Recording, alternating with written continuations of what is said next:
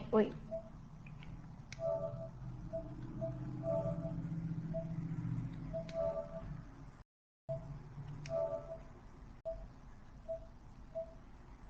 Yeah, it's only this one.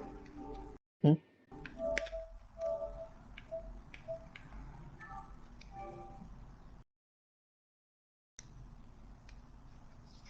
This little light of mine, I'm gonna let it shine.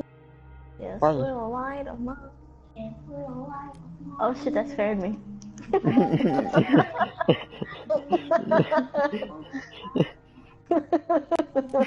That's I just scared you. started to hear myself.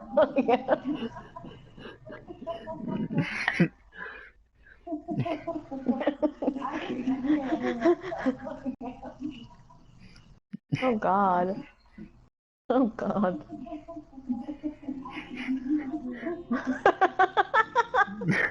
This sounds so cheesy. I'm gonna turn it down. You're gonna turn it down. Mm-hmm. Mhm. This sounds so cheesy. I'm gonna turn it down. You're gonna turn it down. Wait.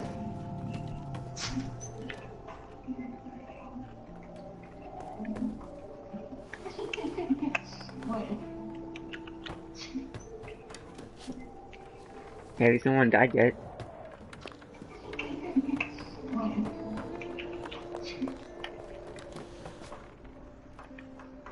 Nope, no one died. Yeah. My bed is so empty right now because I'm like cleaning everything. Hmm. So like I'm covering myself instead of a blanket. I'm covering myself with my my sweater. You're It's covering not yourself that in your warm. sweater. Mhm. Hmm. Yeah, I've been raided. I know. Did they take a lot of stuff? No. They didn't take that much stuff. Have you ever been raided where they took everything? No. Oh. Is that candy in the fridge? No. Like a candy shape. I know, man. It's like one of those candies. It's not though. It's That not is candy candy. then. It's not. What is it? I don't know. It's just food. It's meat. Okay.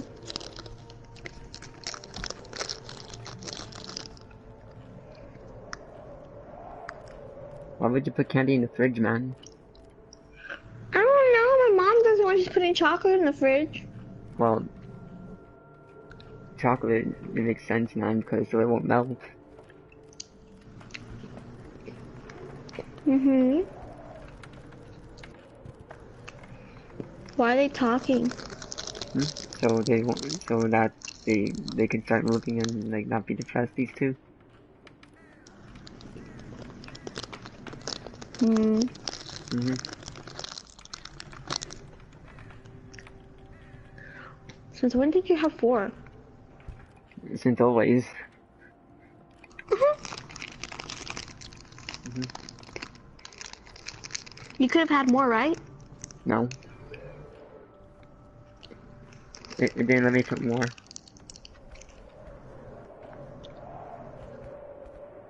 Cause someone's watching. Hello, person. Someone else is watching. Really? Yeah, it says 2. Who is it? I don't know. You don't know? They're left. They're left. Hmm. Wait, I could have seen who it was. Mhm. How? Because it would show their name. I didn't see a name. Hmm.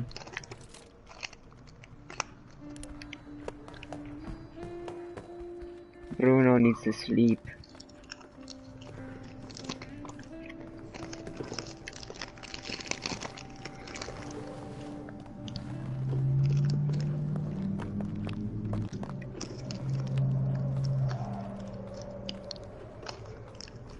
You need to. She needs to eat. Hmm.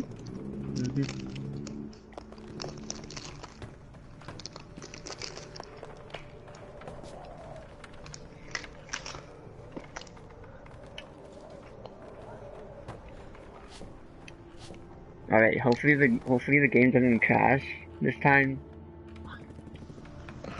Hopefully, holy shit.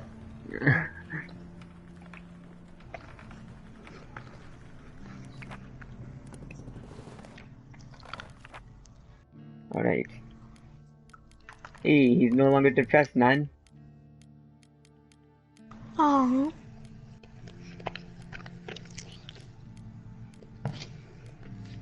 I'm gonna go back to the military outpost. Okay.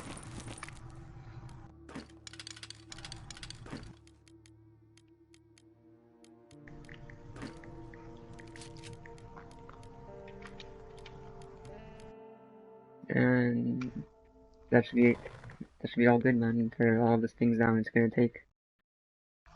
Okay. I'm gonna get a gun and some bullets.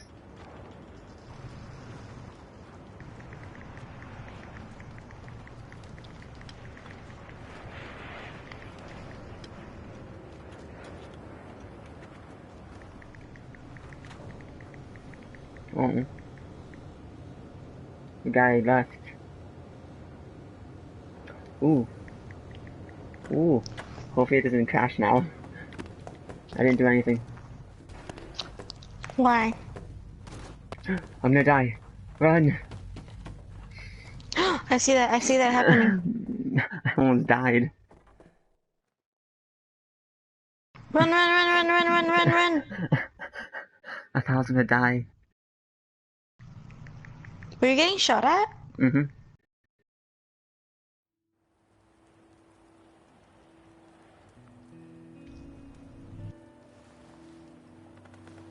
Oh damn, man.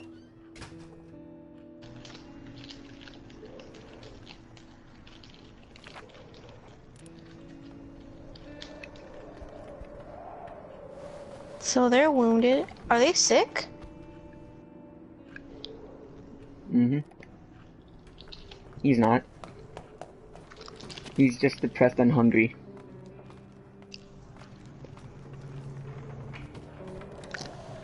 Bruno is hungry.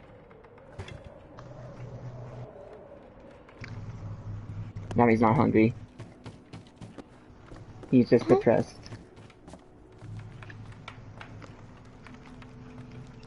I'm gonna have him talk to this person.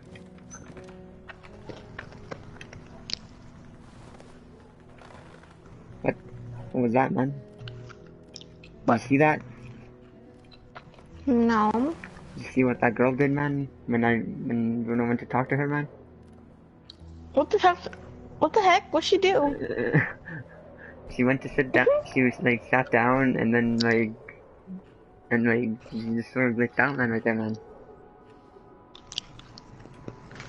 She did some sort of crazy flip. Yeah.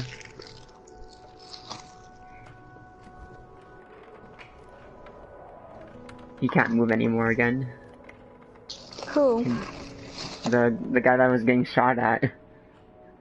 The guy that almost died. Mm-hmm.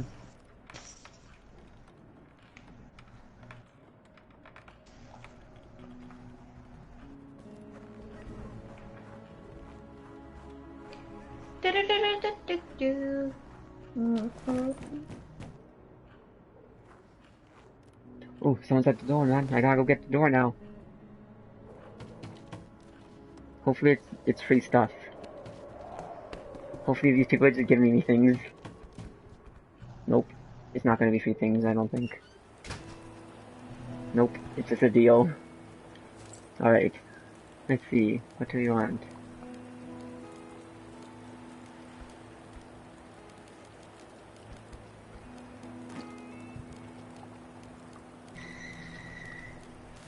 What do you want? Take the food. I'm gonna take the food. Oh, I need bandages.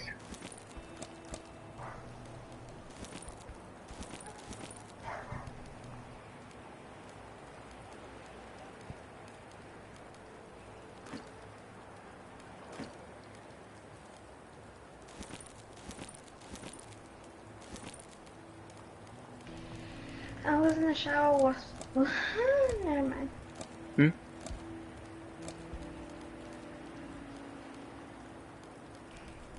Ugly people problems. Where is untracked?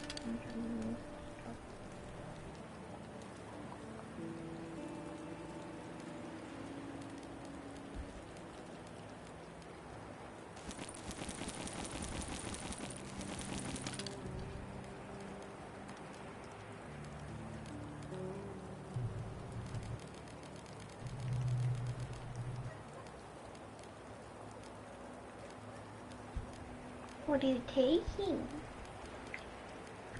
I'm trying to take these. Taking candy? Sure. I see band-aids, AIDS, I see a makeup powder, and then I see candy. The guy doesn't want to give me anything really.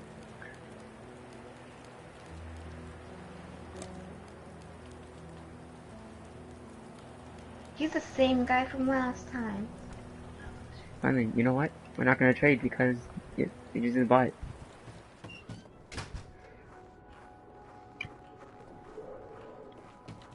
I Just for need. one simple thing, you wanted so much for that?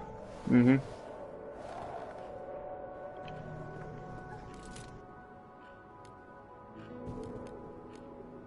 What a butthead.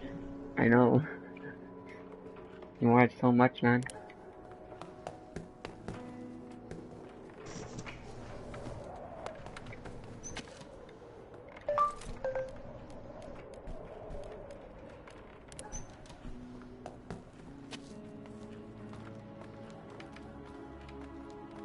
Wait, what do I have?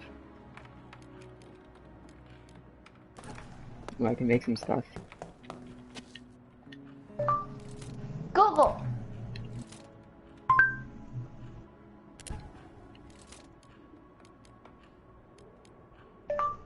Google, tell me a joke.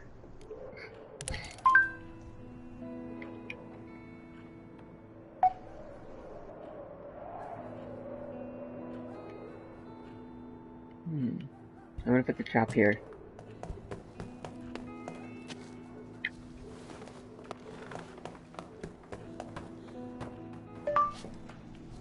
Tell me a funny joke. Do you speak?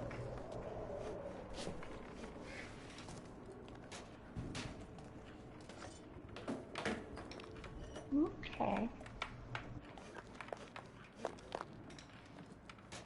Damn, man, it's -1.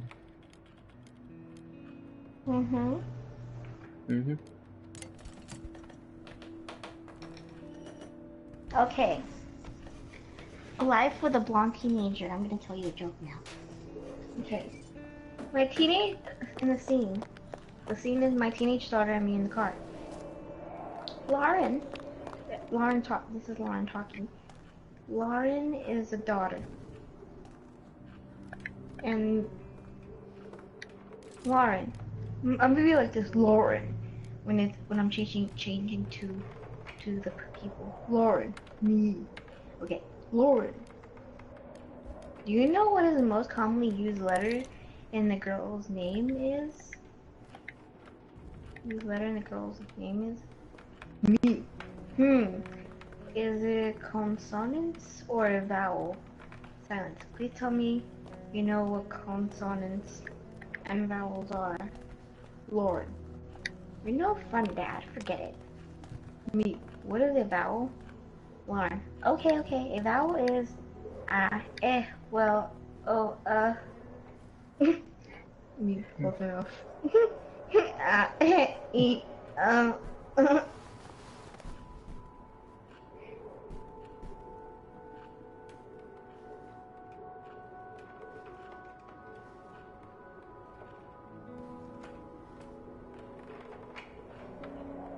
All pro athletes are bilingual. They speak English and profanity.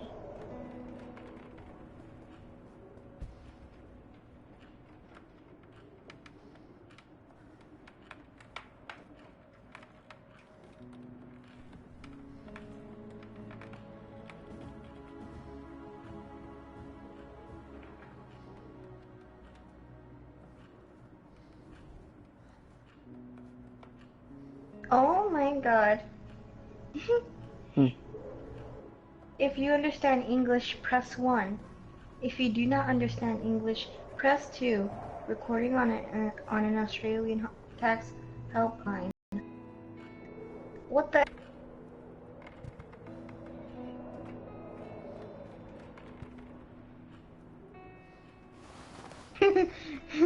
My girlfriend and I often laugh about how competitive we are, but I laugh more.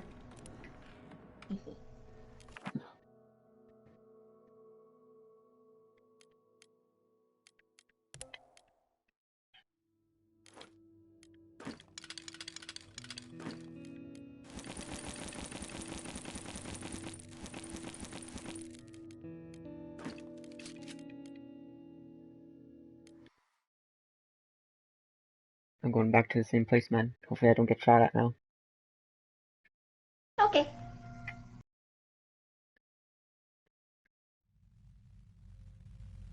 These aren't funny.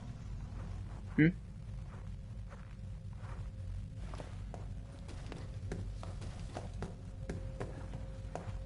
Please don't hurt me.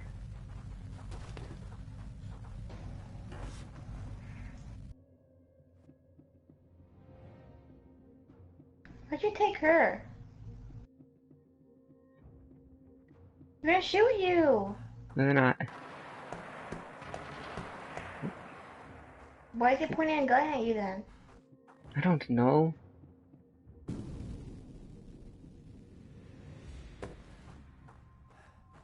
Please don't shoot. Damn, man, they have so many guys coming towards me. Do you see this, man? Mm-hmm. Shit! Damn. Shit! Damn, man.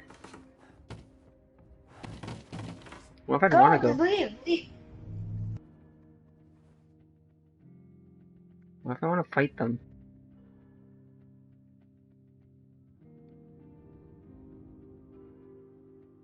You really want to risk it?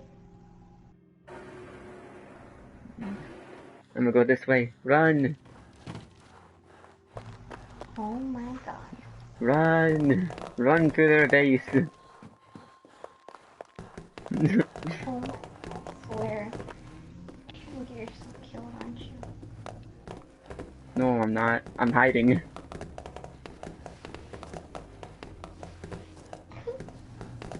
Never mind, I'm not hiding. They can see me.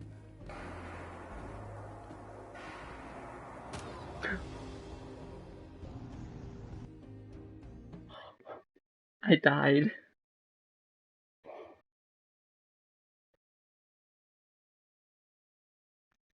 You should have left. That just scared me. Wow, now you only have 3 players left. Again. Oh damn, man.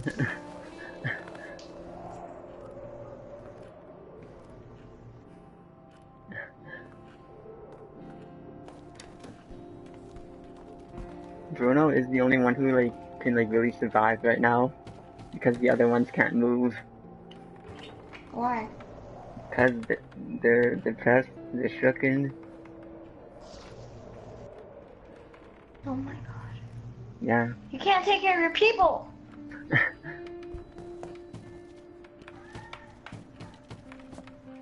Alright, I gotta go and try and find if I can find the stuff, man.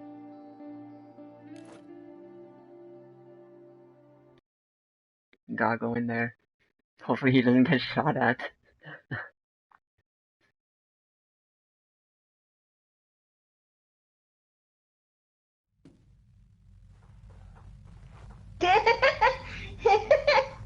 Okay. Damn, man. Oh. What? There's still people here. And they still want to kill me. Just leave. No, I gotta get the stuff first. And then I run. I'm just gonna wait until all of them go over here. Okay, wanna hear a joke? Hmm. Okay, let me try to get it. Okay. A guy is sitting at home when he hears a knock at the door. He opens the door and sees a snail on the porch. He picks up the snail and throws it as far as he can. 3 years later, there's a knock on the door. He opens it and sees the same snail. The snail says, "What the hell was that all about?" Came back 3 years later.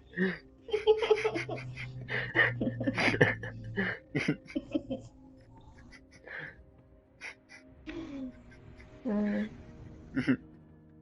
Comes back 3 years later. Mhm.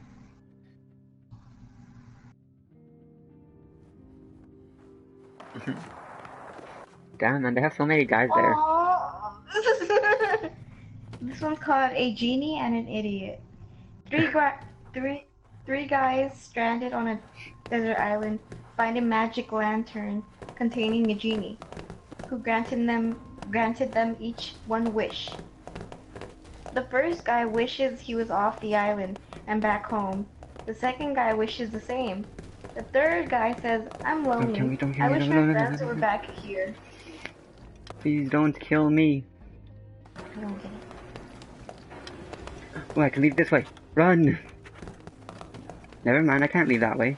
I gotta go this way.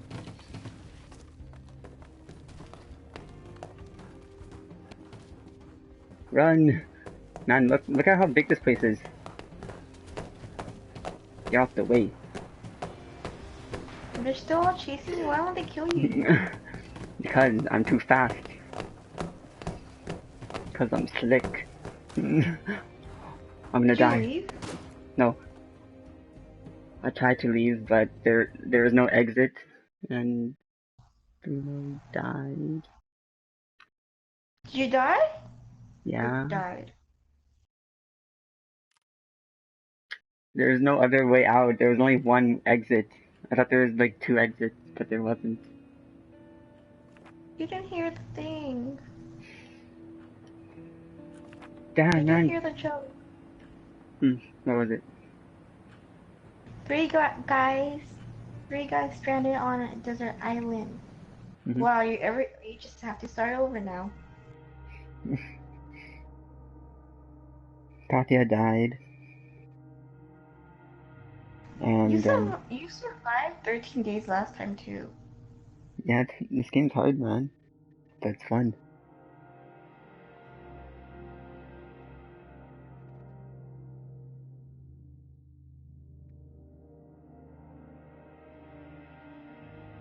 Hmm.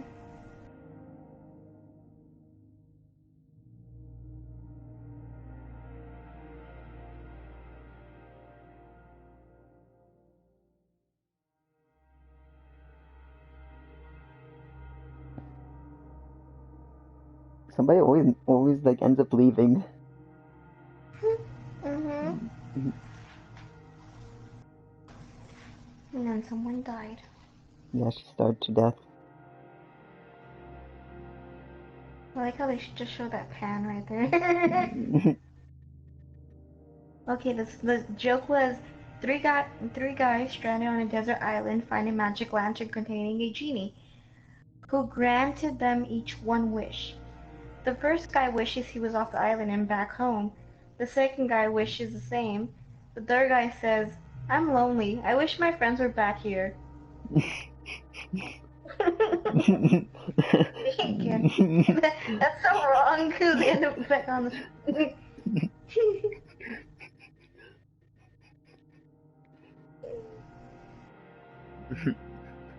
I'm lonely. I wish my friends were back here. What did he could have just said? "I want to go home." Yeah.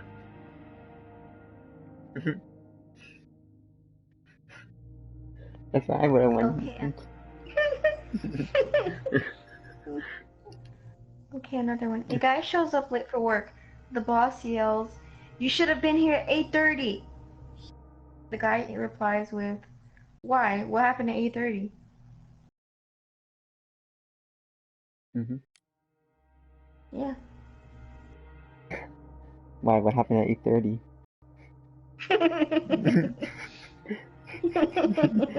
So that's your boss whenever you get there late.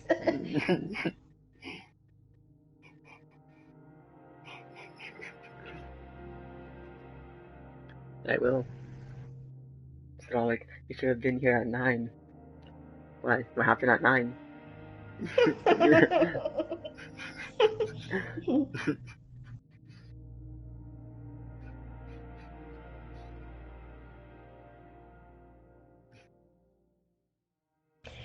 Okay.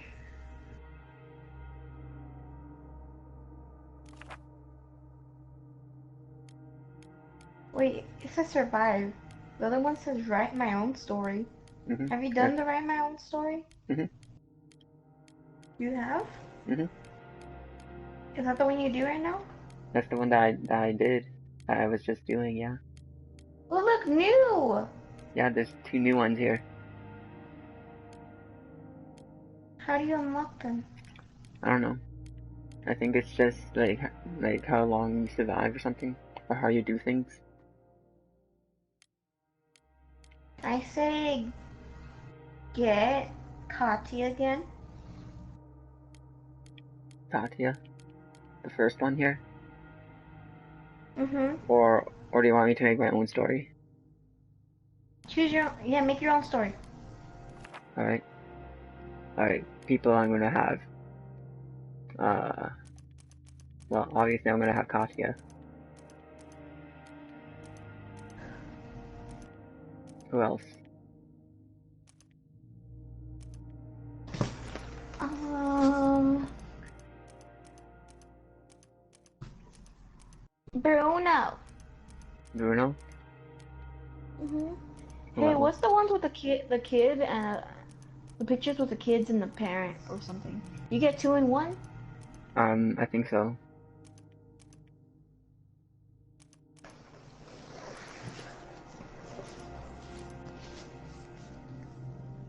But you want me to pick these ones? The ones Mm-hmm. with the kid. Mm-hmm. That one and which other one? The lady with the baby. All right.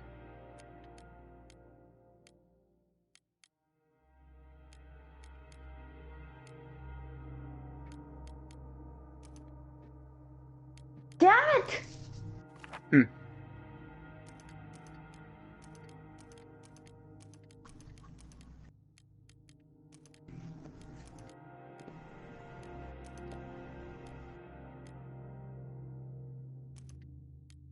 What's all that? What are you doing? I'm picking places that for like things, and I have to do this.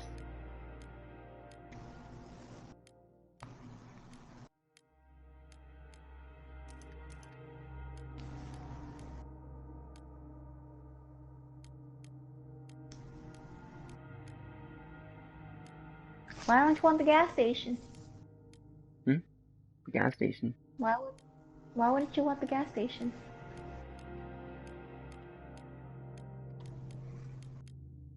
Cause man.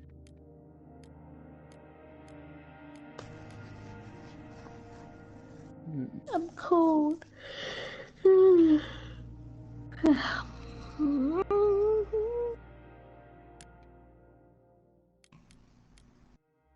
There we go.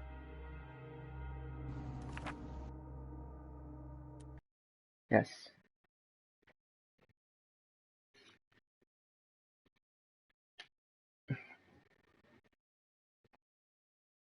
I'll be right back. Hmm? I gotta go pee pee. Mm-hmm.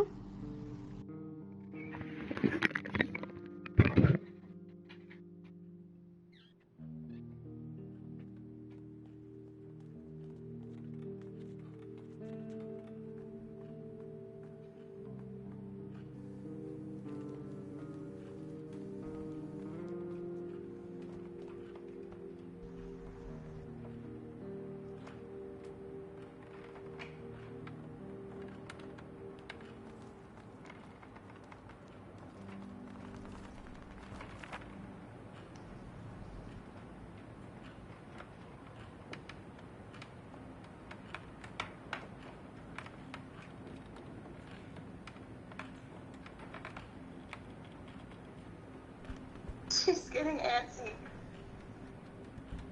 He's my little Torty. Hey guys. She's like, what are you doing with me up here? She's such a sassy little girl. She's like, please put me down.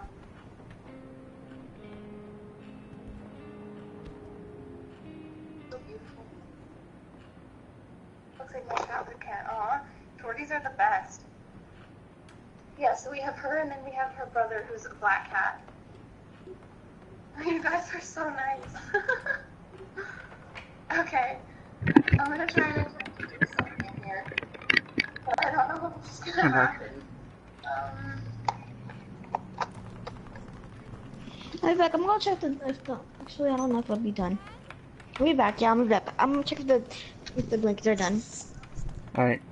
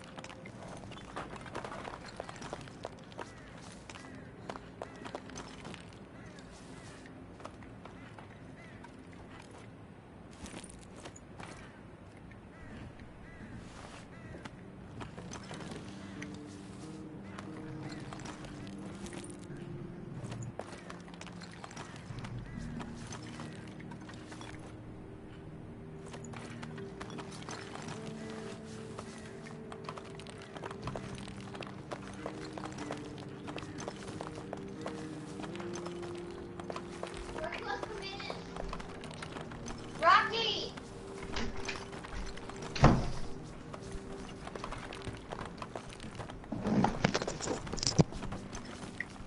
That place is big! It's the same place. I know. Oh my god, I got my blanket. One of my blankets out. It's so warm. It's so hot. It's like extremely hot. I love it. I love getting under hot blankets. Like even if it burns, I love it.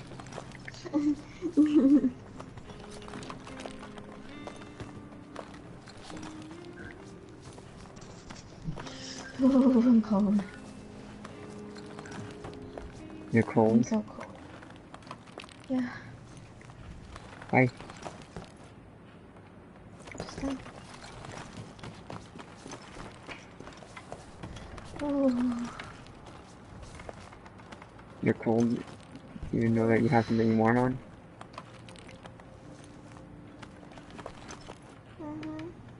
Mm.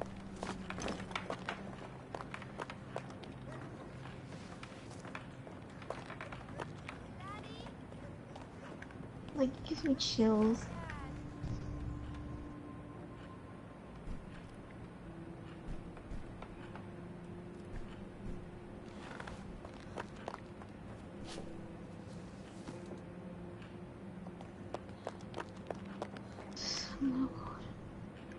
So warm.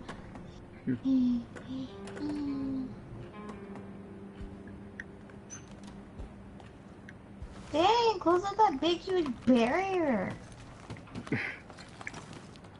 I mean, that big old ass hole. I'm just a big hole. Get it? Big hole.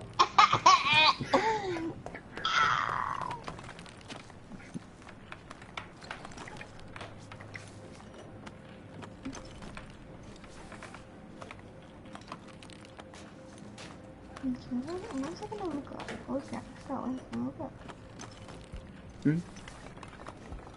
What was I gonna look up? Hmm. I don't know either. What was that, Oh well, man? I'll go back to Instagram. I forgot. You forgot. Uh-huh. Oh, I remember. Hmm.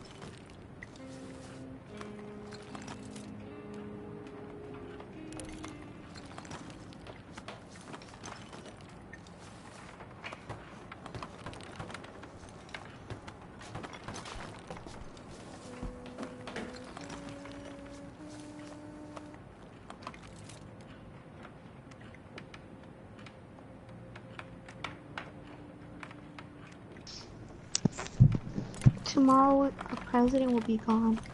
Hmm. Tomorrow, the coolest president will run anymore. Oh, damn, man. Mm-hmm.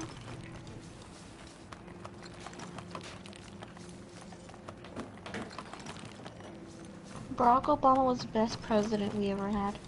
Hmm.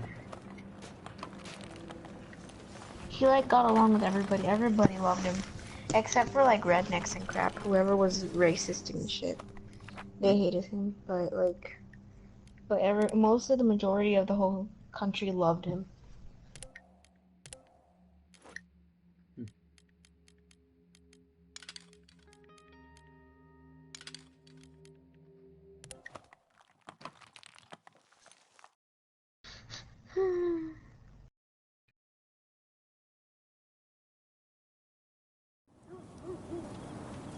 What place is this? What's this?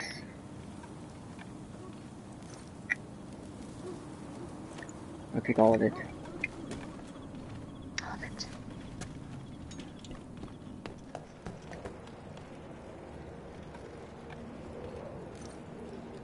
Ooh, food. I'm gonna put some of this back.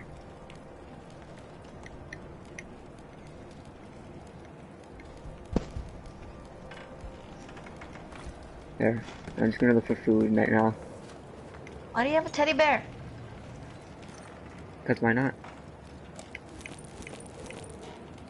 Oh jeez. I like going to the very first president and looking at it. Cause I like staring at their beards. Why?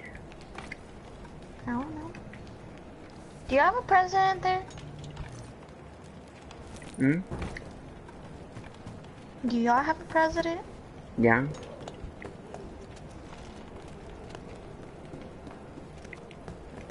Hmm.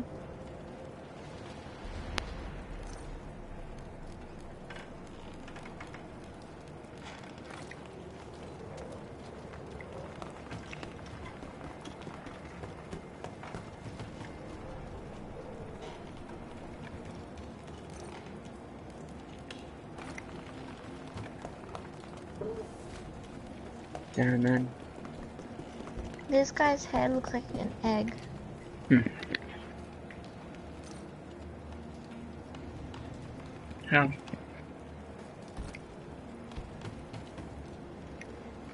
Just the way it looks. Just the way it looks. Hmm.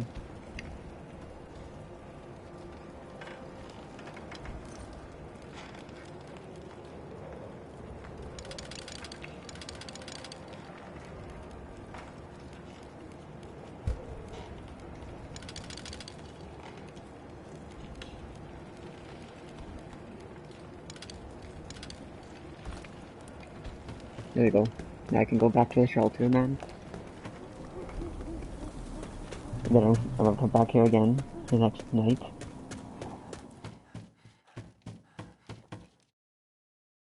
Why is Abraham Lincoln so important? Everybody knows about Abraham Lincoln and Washington, and I was gonna say Washington D.C. Everybody knows about Abraham Lincoln. Why is he the most known? Like, you never know about any other ones. And you know about Thomas Jefferson, Theodore Roosevelt, and George Washington. Obviously George Washington, because he's our very first president of the United States. I mean, yeah. Everybody knows JF Kennedy, especially in Dallas, because we killed him. He was shot here in Dallas. Next to our, it's funny because it was kind of sad because he was like shot right next to my school. Oh damn, man. And yeah. And I always like pass by it when I'm on the train. Always.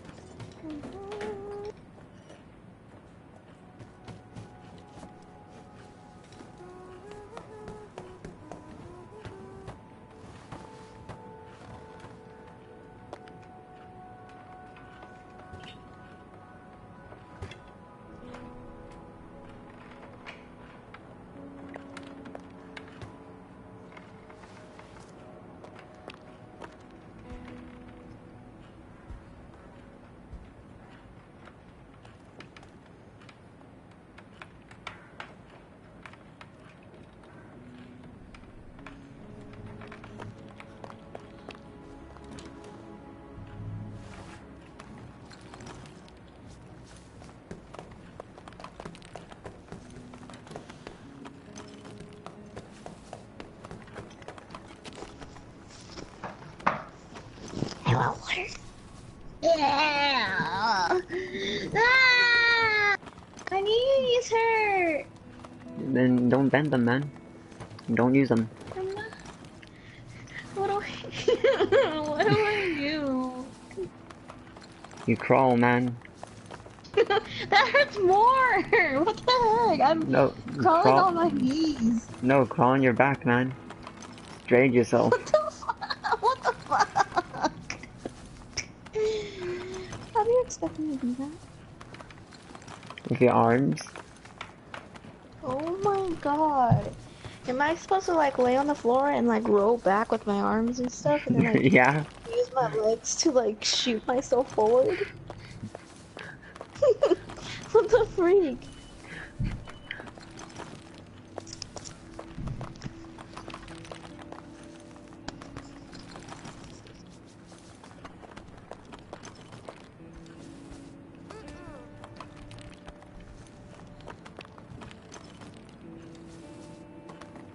That little girl's just staring at him. She can't go out and scavenge? What can she? Why not? Cause she's just a kid.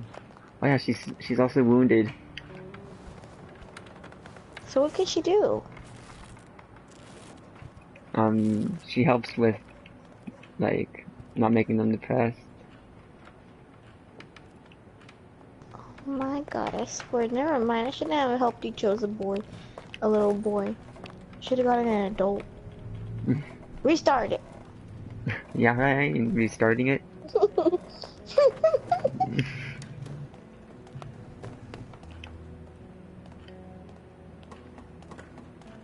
Why, do you need someone to help them talk? Yeah, so they won't get depressed.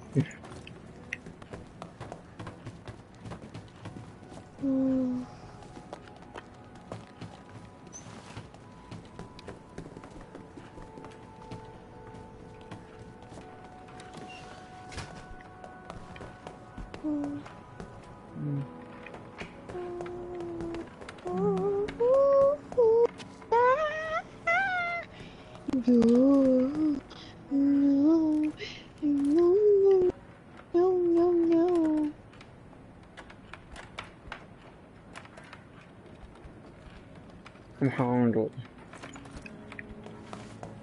Go eat something. I forgot to put something in the dryer. Wait, I'll be back. Alright.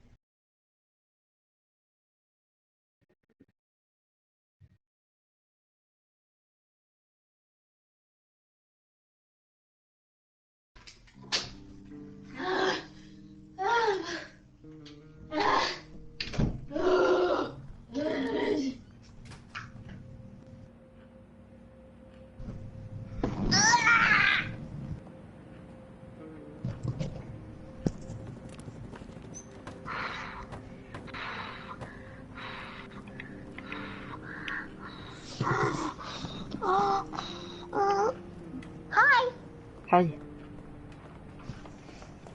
So, yeah, I want to get water. I'm thirsty. And I also want to go ask my sister to kiss my boo-boo, but she refused. Why? She told my mom to go kiss him when she comes home, so I'll do that instead. My boo-boos hurt. Both of my knees look really bad. Well, damn, man. I know, damn, man.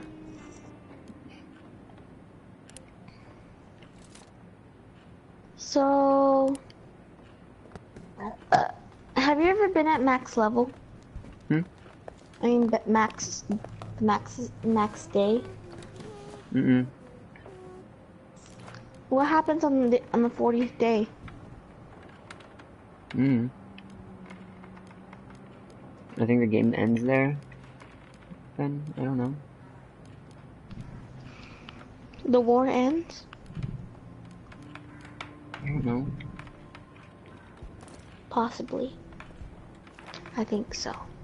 Look, it's a diamond! Hmm? I Yeah, I have have a a diamond. diamond. Mm-hmm. What's a diamond for? Selling? Hopefully it's a helper.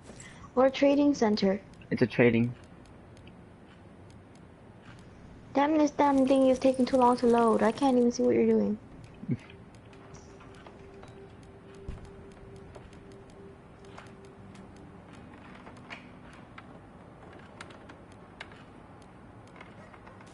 What are you gonna get from him?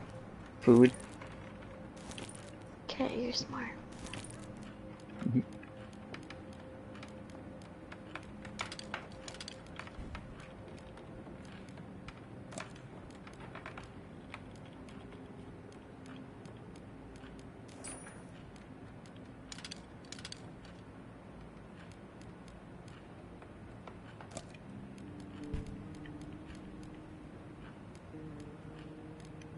He doesn't even want your damn diamond. Did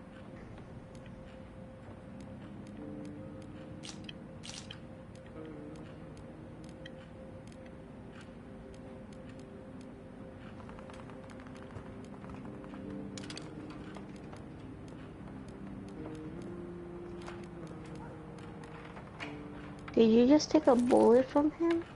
Mm-hmm. You don't even have a gun. I know. Okay.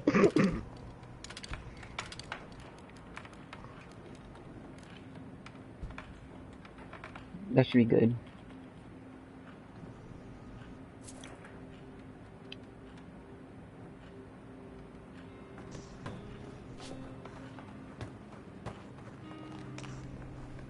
I got plenty of food now.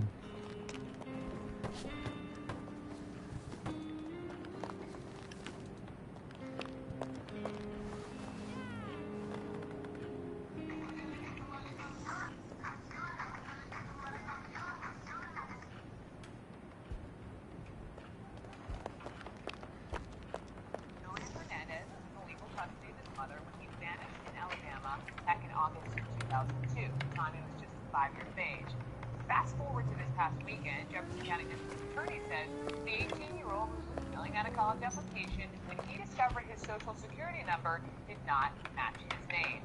It was then that he and his school counselor realized he was actually listed in the National Center for Missing and Exploited Children database. That is when police in Alabama got a phone call. I received a call from the FBI office in Cleveland asking if Julian Hernandez was still missing. They saw where he'd been missing since 2002. We did some checking, discovered that he was still reported missing, had not been talked to. They went and talked to him. Then they went and talked to the father, and that's when identification was made. Short time later, teen's father was arrested. Gene Casares has been working this for us, 13 years. Yeah, and the father, Bobby Hernandez, was arrested on really aggravated identity theft in Ohio because he allegedly falsified to get an Ohio State ID, assuming an identity that he was not. There is his mugshot right there. He's being held on $250,000 bail. But you're right, this all started so innocently, a young little 16-year-old trying to go to college, right? And it would have been in 16-year-old? What kind of 16-year-old goes to college? This is 18 right here.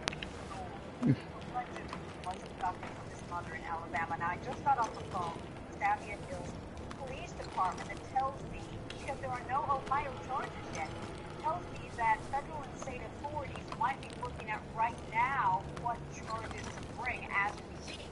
But he also told me, and this is public information officer Lieutenant Kevin York, that the mother and father were not married. There may be some issues with charges, he said. It is his biological son, Bobby Hernandez, but he was very well raised and was a very good student. So I actually looked at federal kidnapping laws. Oops. Because it's crossing state lines, right? It doesn't include a parent unless there's been a court order saying that that parental right has been terminated. So a lot we don't know about this story at this point, but we did get a statement from, first of all, let's go with the family, the mother of Julian Hernandez that has not had her son for 13 years. She told CNN, our family was overjoyed to speak to Julian and learn that he is safe. We want to thank everyone for their prayers and support during Julian's disappearance. And also the National Center for Missing and Exploited Children. They give a little hint of what may be the reality here. They tell us, we applaud Julian Hernandez for his courage in taking the first step to find answers about him. How's he doing? Well, the statement from his mother goes on that please give us our privacy as he is focused on this extremely difficult period of time in his life. Makes you wonder how many Julian Hernandezes there are in the database, right? Jane Cazares, thank you so much.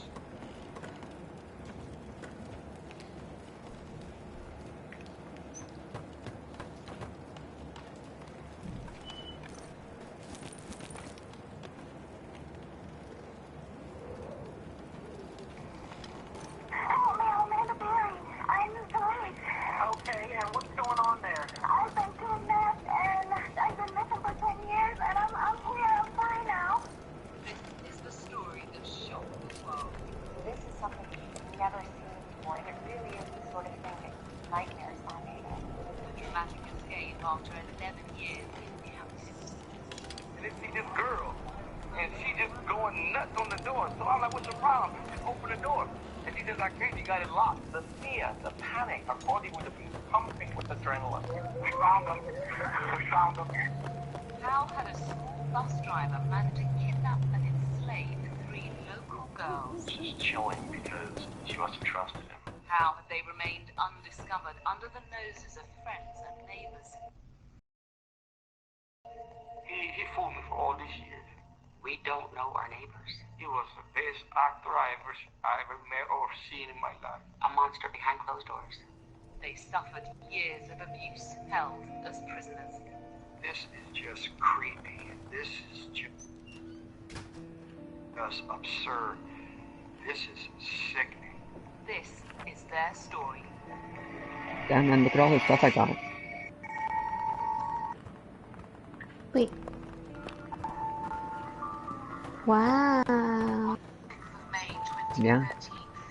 That's a lot. You're gonna get more stuff? Cleveland, Ohio, USA. Prayers have finally been answered.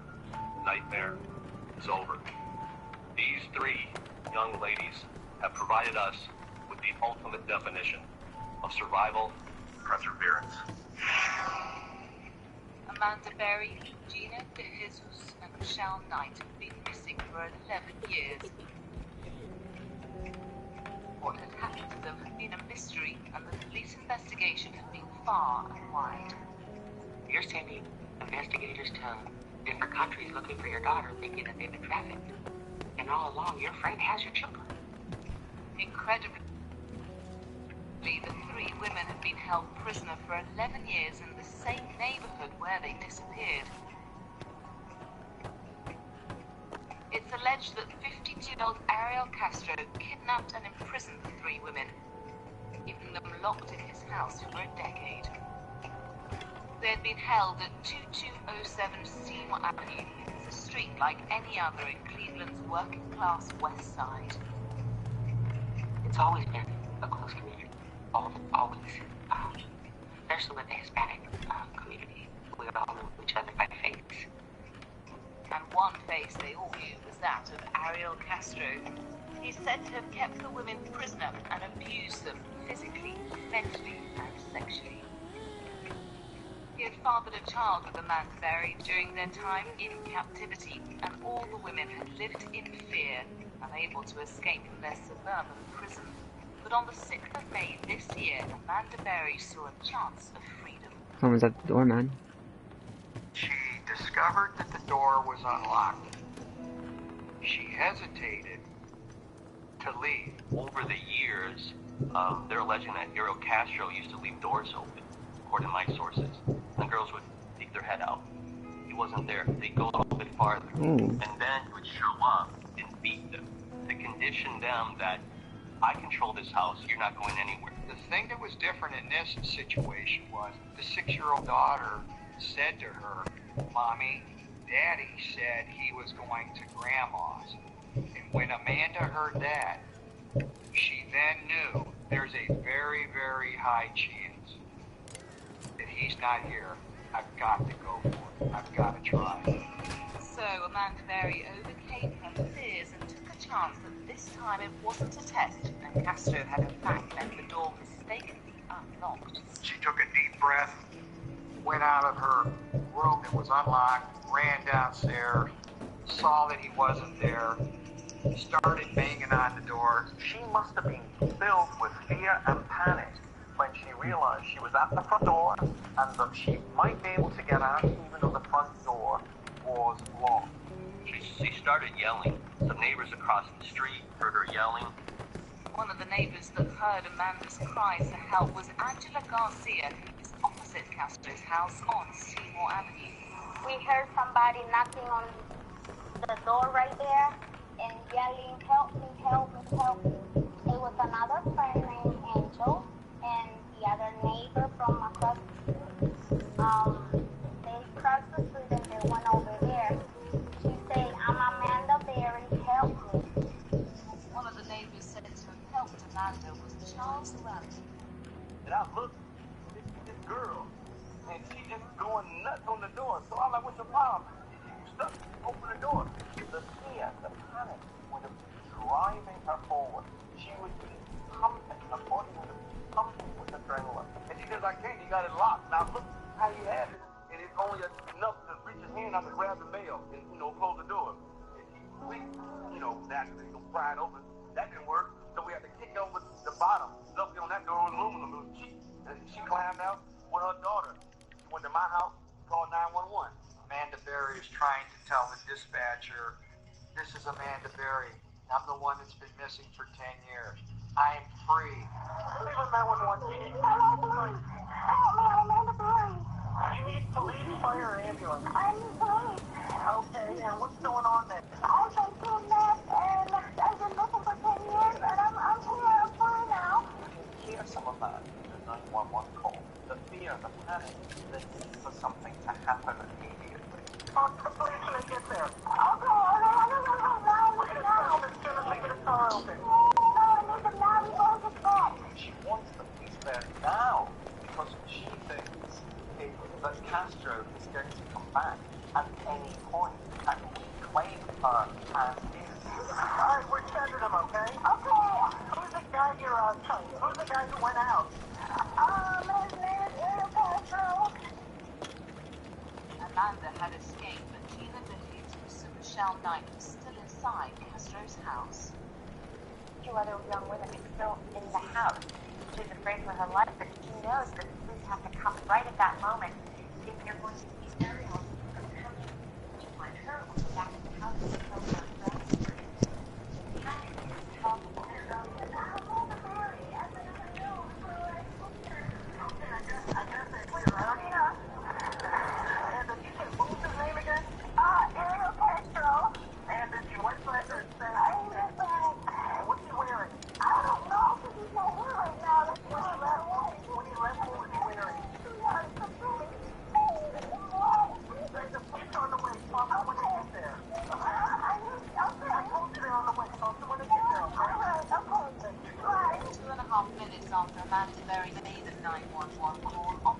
Spada and Officer Tracy arrived at the scene. Pull up, we see this girl, she's like raising her hand, holding a child.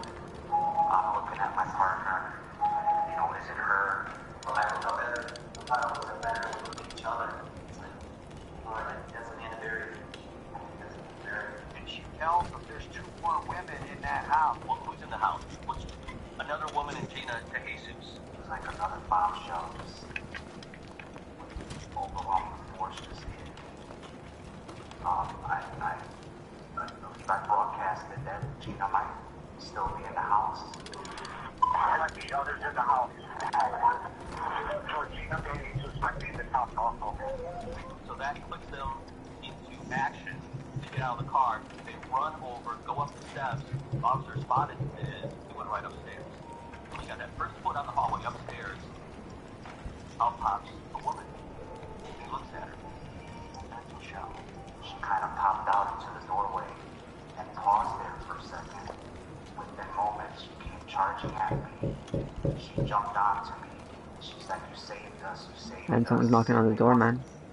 Series of overwhelming emotion. Oh, that's not my door. I mean, my mom's boyfriend is fixing the door because every winter, like whenever it's really cold, or when like the door messes up, so you have it like, I think the things get smaller or they expand. I don't know, but the door lowers, and we have to always raise it up whenever it's like that. He's raising it up right now.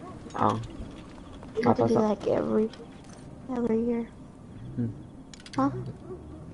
I thought no one's going to answer the door.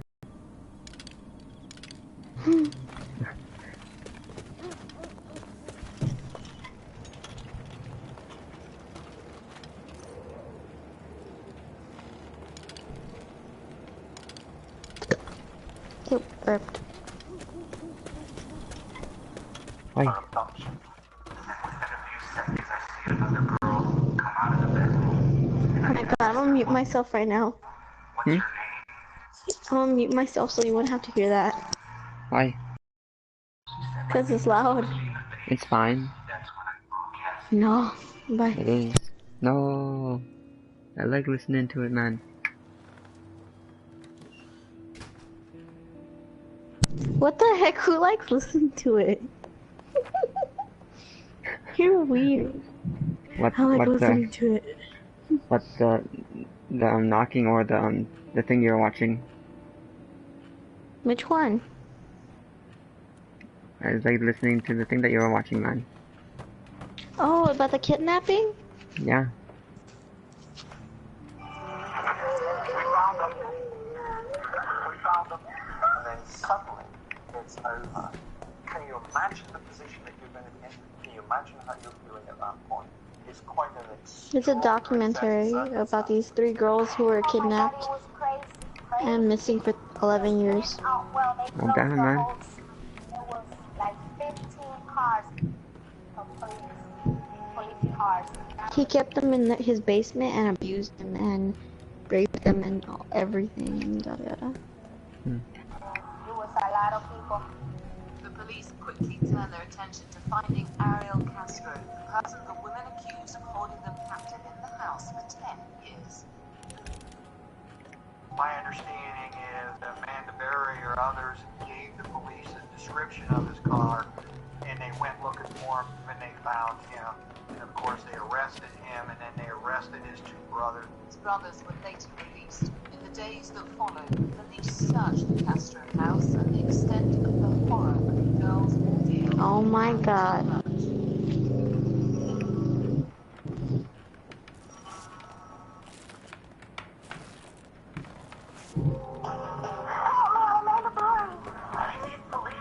Story that shocked the world. For over a decade, 3 young women from Cleveland, Ohio, have been held in captivity. All these years, they were right under fire. Until their dramatic escape. A miracle in itself, that they were still alive.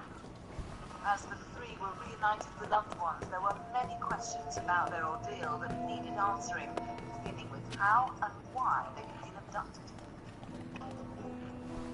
most consistent thing we see with sexual predators is that they look for vulnerable people. The abductions themselves seem to have been what I would call seducing abductions. In other words, these girls weren't snatched off the streets and bundled into the back of a car.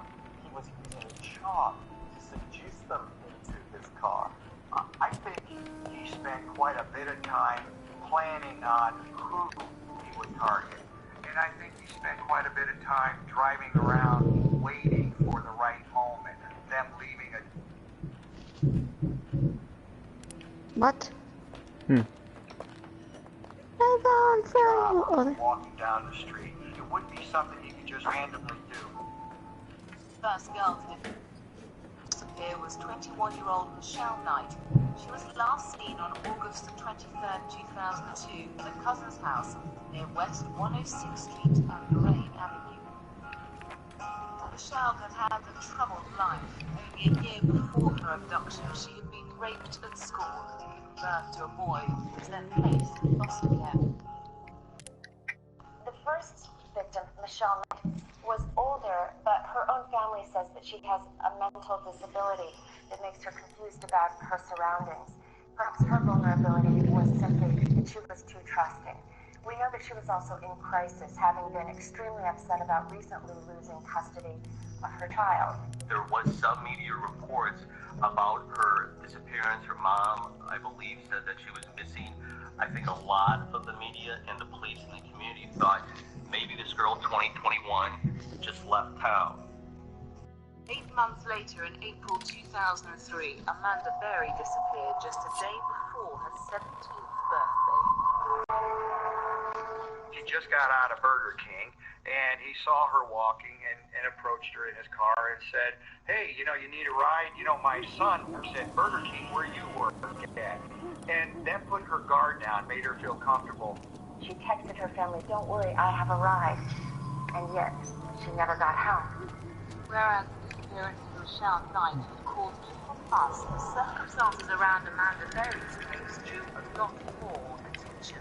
It is highly unusual for a young teenager to not go home knowing the next day's her birthday, there's a birthday party, there's birthday presents, and for a young girl to leave cash in her bedroom. There's just too many things were out of the ordinary. That feeling of unease was to grow. In 2004, 14-year-old Gina DeHiggins, a friend of Ariel Castro's daughter, vanished as she walked home from Wilbur Wright Middle School. It was immediately linked to the story of Amanda Berry. Nearly a year later, almost to the date, that we have 14-year-old Gina DeJesus, almost in the exact same spot. Imagine Castro's daughter is friends with Gina, and he utilized that friendship to approach Gina when she was walking, and she felt very comfortable because obviously here's the father of one of her best friends. The dad of her friend apparently asks her for a ride. It's just chilling because she must have trusted him. While the disappearance of Michelle hadn't caused alarm for locals, the disappearance of Amanda and then Gina only a year later sent shockwaves through the community. It was a fear. It was hard for us. Two teenage girls, last seen from almost the same exact spot. And that started to send chills and shivers throughout the city of Cleveland. Our community was afraid to let the daughters walk to school. We didn't know what was going on. Where did they go? How did they just disappear? They just vanished. And yet, unknown to the girls' friends and family, they hadn't simply vanished. Getting inside Ariel Castro's car was to be the start of a terrifying ordeal for each of the three girls. When somebody is initially abducted, they are totally and utterly bewildered, frightened, appalled. They simply are trying to survive. Once they are inside of his house and realize that they are captive, that they cannot get out, complete panic sets in. The kind of screaming, running, pounding, begging, adrenaline rush, I will do anything to survive.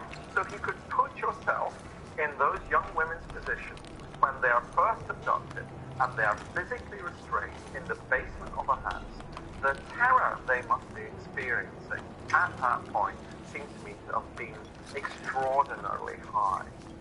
It appears the only person who witnessed this terror was Ariel Castro. And yet to many of his friends and neighbors, there was never any sign that he was capable of such actions. I went to school with Ariel Castro.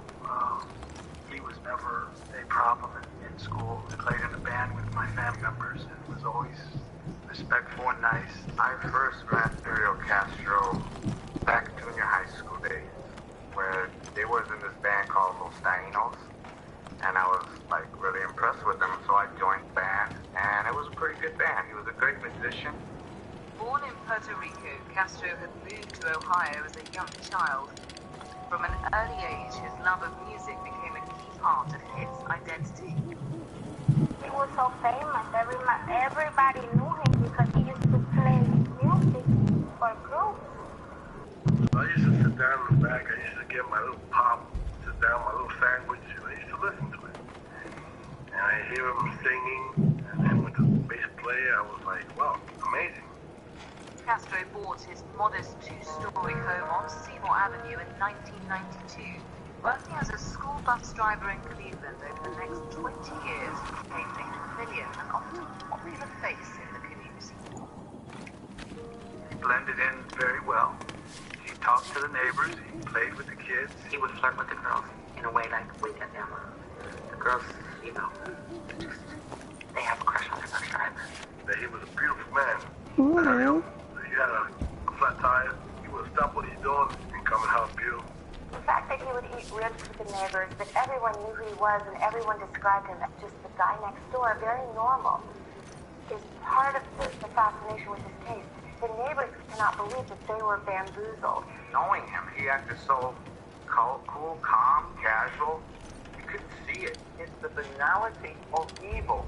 People who do evil things, despicable things, look like you and me. Nothing suspicious, nothing, no noise, no nothing. But unknown to many of his friends, behind closed doors, Ariel Castro had a dark side. Castro had several run-ins with the law over alleged domestic violence towards his ex-partner, Imelda Figueroa, with whom he had 3 daughters and a son between 1981 and 1990. Eventually, Did you just walk past that guy? Mm-hmm. They're unarmed. Kill him. Conflict with the wife could be a trigger for them going I don't want out to. and actually Not Why yet. not? Because I want to scavenge. Was there something deeper within his personality? Nobody wakes up one morning Ooh. and decides that he's going to abduct 3 women. This kind of offender is a long time in the making. Remember, he's a sexually motivated captor, and so while control is his primary motive, the secondary motive is absolutely sex and sexual gratification. I gotta kill them now. Emphasize the body. I killed them. Rehearse this, practice this before he Yay. eventually does this. I got forced to kill these 2. They started attacking me. Why? Because I stole. I was stealing in front of them. Ooh, they have another knife. I'm gonna come back here. Ah. Their body will still stay there? Mm-hmm. Exploit any way that your fantasies desire. Further insight into Castro's mind can be found from one of the key items police recovered from his home on Seymour Avenue. Someone with the FBI found a letter that investigators believe was written in 2004 and written by the prime suspect, Ariel Castro. Extracts reveal Castro's attitude towards the women he abducted. They are here against their will because they made a mistake of getting in a car with a total Why do you only have 3 people? Castro's trying to Because the guy, he didn't make it back yet. I stayed a bit too long. into a car with a so-called total stranger. He's downplaying his total responsibility. What if he dies over there? Trying to say It's possible for him to die. In another section of the But letter, it would Castro suck if he died, because he has a bunch of stuff. And I don't want him to die. signs of his personality. He talks about how public life. He's normal publicly, but he's different privately. So you got the Dr. Jekyll and Mr. Hyde here. These two sides of his personality were apparent in his dealings with the families of Amanda Berry and Gina DeJesus after the girls went missing. Incredibly, Castro even played a role in the vigils held in their memory. It's almost hard to believe when I say it that he had the audacity to show that the vigils, candlelight vigils, for Gina, well, he knew where she was. Here's a man that was right there, holding a candle, playing in a band, having a fundraiser, shaking their hands, Oh, someone's at the giving them door. a hug, wishing them well. Go to Alright, the door. And they the guy made it. weren't The guy made it back. friends, family, and close associates. He led the prayer of the vigils. He was the first one there to lead them. Hold hands. Alright, so the guy wants to trade. It's weird. Who does that? You had the girls all this time and you're standing right there with us. Like Dr. Jekyll and Mr. Hyde. I don't need to trade anything, do I? Look at all the stuff I have, man. Yeah, now you have a lot of stuff. Mm-hmm. How had Castro managed to hide them away so long? Yeah, I don't need you, man. I don't need you anymore right now.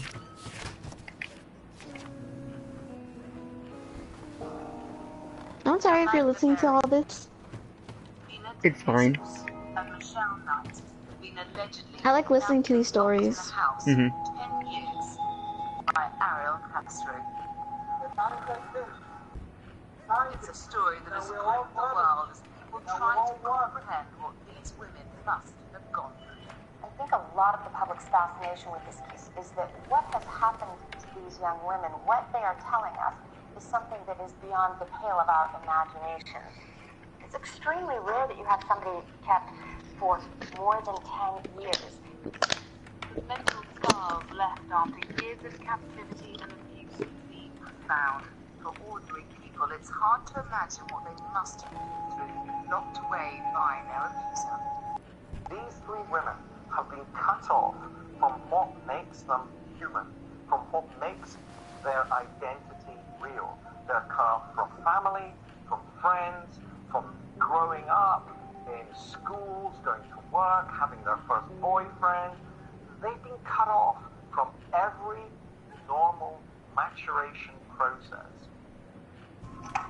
Why hadn't these women tried to escape?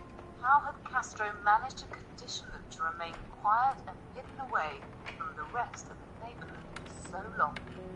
In the initial stages of a kidnapping, the first thing that happens is you literally put the fear of God in them.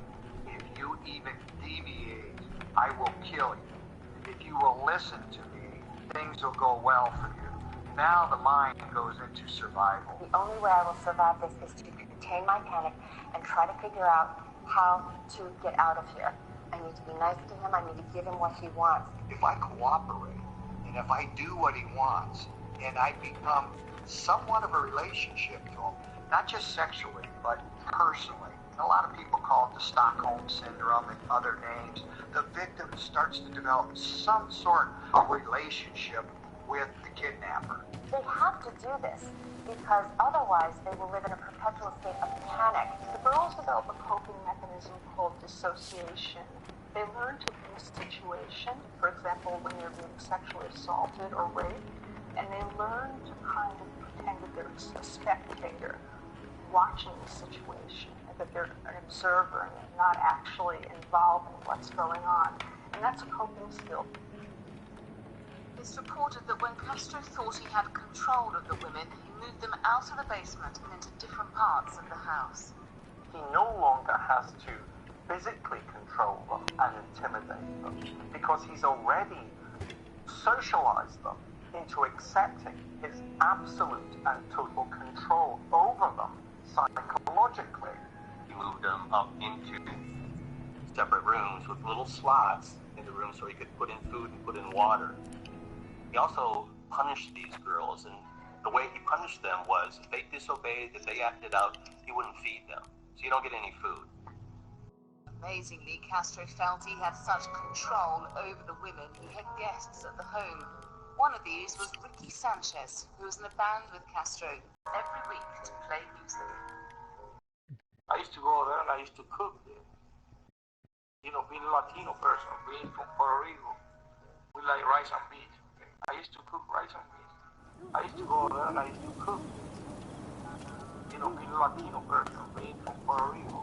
He'd lock them upstairs, he'd have music playing, and he threatened them.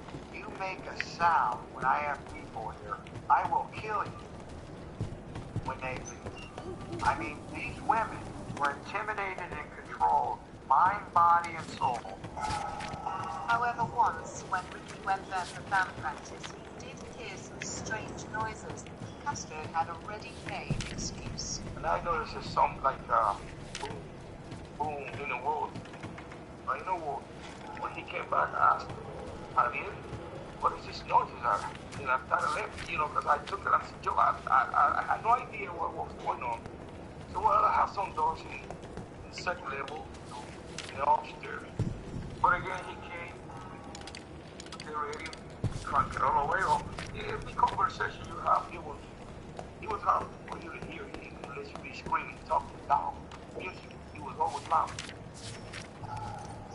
He was the best actor I ever met or seen, my God. Castro's next-door neighbor, Storm, noticed that his behavior was strange over the years. In late April last year, the weather was sort of warm. Me and my family had a cookout. So I just made myself a little fire pit, you know. No bother, no nothing. I'm just sitting there. My dog comes out behind me. He looks up and he starts growling. And I look up, it's Ariel. He looked down at me and I said, can I help you? He goes, you can't have that fire there like that, man. It's creepy. I don't know how long he was up there watching me. I don't know, you confronting your neighbor behind you by, you know, watching them from a roof at night on your garage. I don't think, you know, I'm going to be friends with you. The letter that was reportedly found at Ariel Castro's house can give further insight into his mind. In that letter, he says things like, I'm a sexual predator. He says, I'm sick. I've got something going on in my head and I don't know. I need help. He's got an insight of a sexual predator, but he still goes on to sexually predate. And also what that phrase does is it takes responsibility away from him. I need help. So he's actually saying, if you don't give me the help, then of course I'm going to behave as I'm behaving. He also said that if he died, he was going to leave his money, his property, everything he owned to those three ladies. As if he can simply wipe away the 10 years of physical, sexual, and psychological torture by giving them a few $1,000. It is absurd. That's so true. Like, what the fuck? Year after year, it seems the women's relationships grew. It appears their shared experience in this nightmare strengthened the bond between them. These girls, Gina, Amanda, and Michelle, were really a family over those years. They came together very close because Amanda would sneak her food to keep her alive. When Amanda was punished, Michelle and Gina would sneak her food. We do know they watch TV because Amanda would talk about how she saw the newscast talking about her disappearance. Michelle's a totally different story. She didn't get a lot of press coverage, and I understand that in the house that bothered her. You'd always hear Amanda Berry's missing, Gina DeJesus is missing, but you wouldn't hear that Michelle Knight was missing. And that was an emotional struggle for her inside that house. I think Michelle became the unwanted one. I think he developed a very negative attitude towards her, and I think she became an abuse object. And I think Amanda became, you know, more of a pleasurable relationship for him. The different attitude Ariel reportedly had towards Amanda and Michelle is demonstrated by the fact that he impregnated both women whilst in captivity, but allowed Amanda to keep the baby, whereas he forced Michelle to miscarry. Oh. When Amanda Berry gave birth to her daughter, that he actually insisted that Michelle Knight not just deliver the baby, but give it mouth-to-mouth resuscitation to make sure that it survived. And yet it completely flies in the face. To the opposite side, the different dark face of Ariel Castro, based on Michelle Knight's allegations that he impregnated her at least 5 times and then starved her for up to 2 weeks and beat her in the stomach and abdomen to force her to miscarry those pregnancies. 2006, Amanda gave birth in the house to a baby girl, with Michelle apparently being forced to deliver her in a small paddling pool with no medical assistance. Oh God. Births are quite messy, quite bloody, Mhm. quite dramatic. They are. And imagine if you had nothing. No towels, no sheets. Oh God. Nothing to help you. 3 lives were at stake when Amanda gave birth to that baby. Apparently, one of the girls delivered the baby without any medical experience or training, and also basically with a figurative shotgun to her head. She was told that this baby doesn't come out alive, and you don't deliver this baby, a healthy baby, and you will get killed. She was born there in that house. She was born in a little plastic swimming pool. So this is the only life she knew. She didn't know any other life. Amanda's daughter Jocelyn grew up in the house with her mother imprisoned along with the 2 other women. Castro gave Jocelyn more freedom, and his next-door neighbor Storm saw her playing in the garden. I just seen a little girl fun with Daddy. She was, 5 years old at the time, I believe. And there's several incidents that he did try to scold her, be real stern with her, like a fatherly way, but not abusive. Not abusive. He loved her. Oh, well, he loved her. You could tell he loved her. At least he loved her. Years went on, it's reported Castro taunted the girls by letting them watch TV reports of the search for them. Castro seems to have allowed the 3 women to follow news reports about the fact that they were missing and that their families were looking for them. But here's the irony.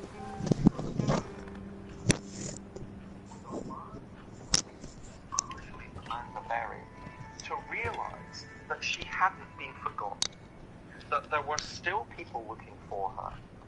Amanda never gave up hope, and on May the 6th, she finally saw her chance to escape. On this particular day, she had had enough, and she was overwhelmed with a sense that if it's not today, it will never happen. But another factor became stronger in this case than his intimidation and fear. And that factor was what he might do to her daughter as the daughter got older. And secondly, the mom instinct told her, what kind of life does my daughter have in the future here if we stay? And I believe that combination is what caused this freedom to happen. The women had been prisoners in the house for 11 years, and their ordeal was finally over. They were free. But what will be the impact of this traumatic experience upon them as they try to adapt to life in the outside world? Day 7, you're still doing good? Castro finally goes to court and amazingly pleads not guilty. What? He pleads not guilty? What the heck? 3 young women had escaped from a suburban house in Cleveland, Ohio after being missing for 11 years. They'd been beaten and raped, and one of them had even borne a child by her captor. But the Ohio slave girl's horrific experience is more common than we think. We remember Elizabeth Smart, and in Austria, Natasha Kampusch, and the Fritzl daughter, Elizabeth Fritzl. And shortly thereafter, the mind-blowing case of J.C. Dugard recovered after 18 years.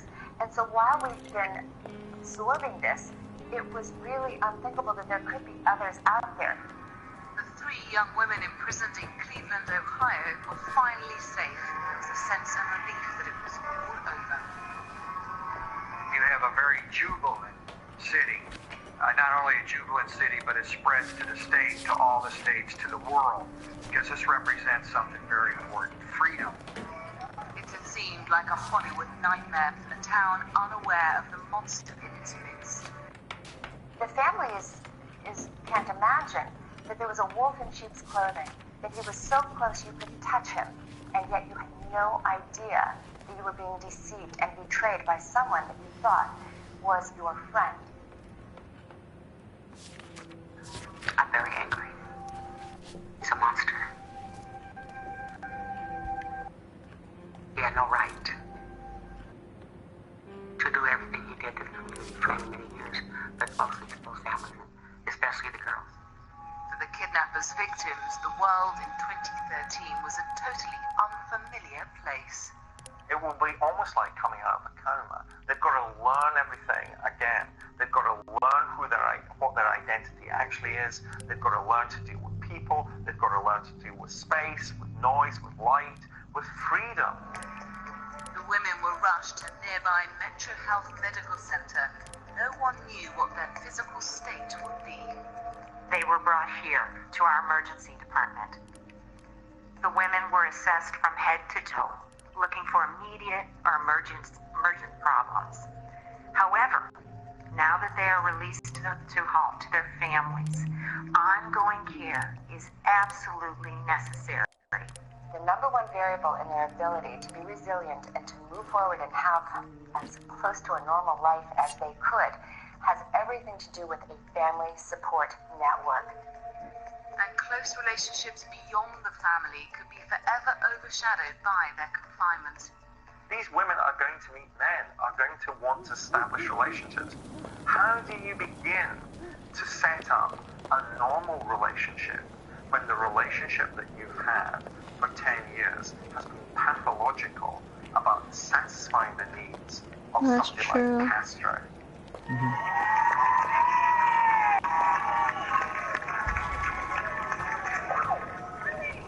The first thing I remember when I knew Amanda Berry was coming home, it was like a scene out of a movie, but it was real.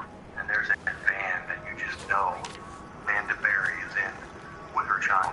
And then you just see some of her cousins, a lot of neighbors in Wallishers just blowing her kisses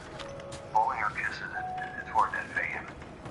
Jocelyn, Amanda's daughter, and then Amanda herself entered the house.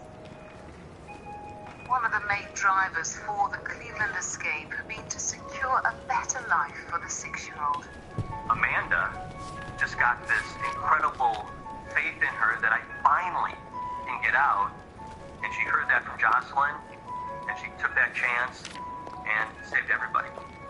But I think who really saved everybody was that little girl. Amanda has a 6-year-old child to take care of.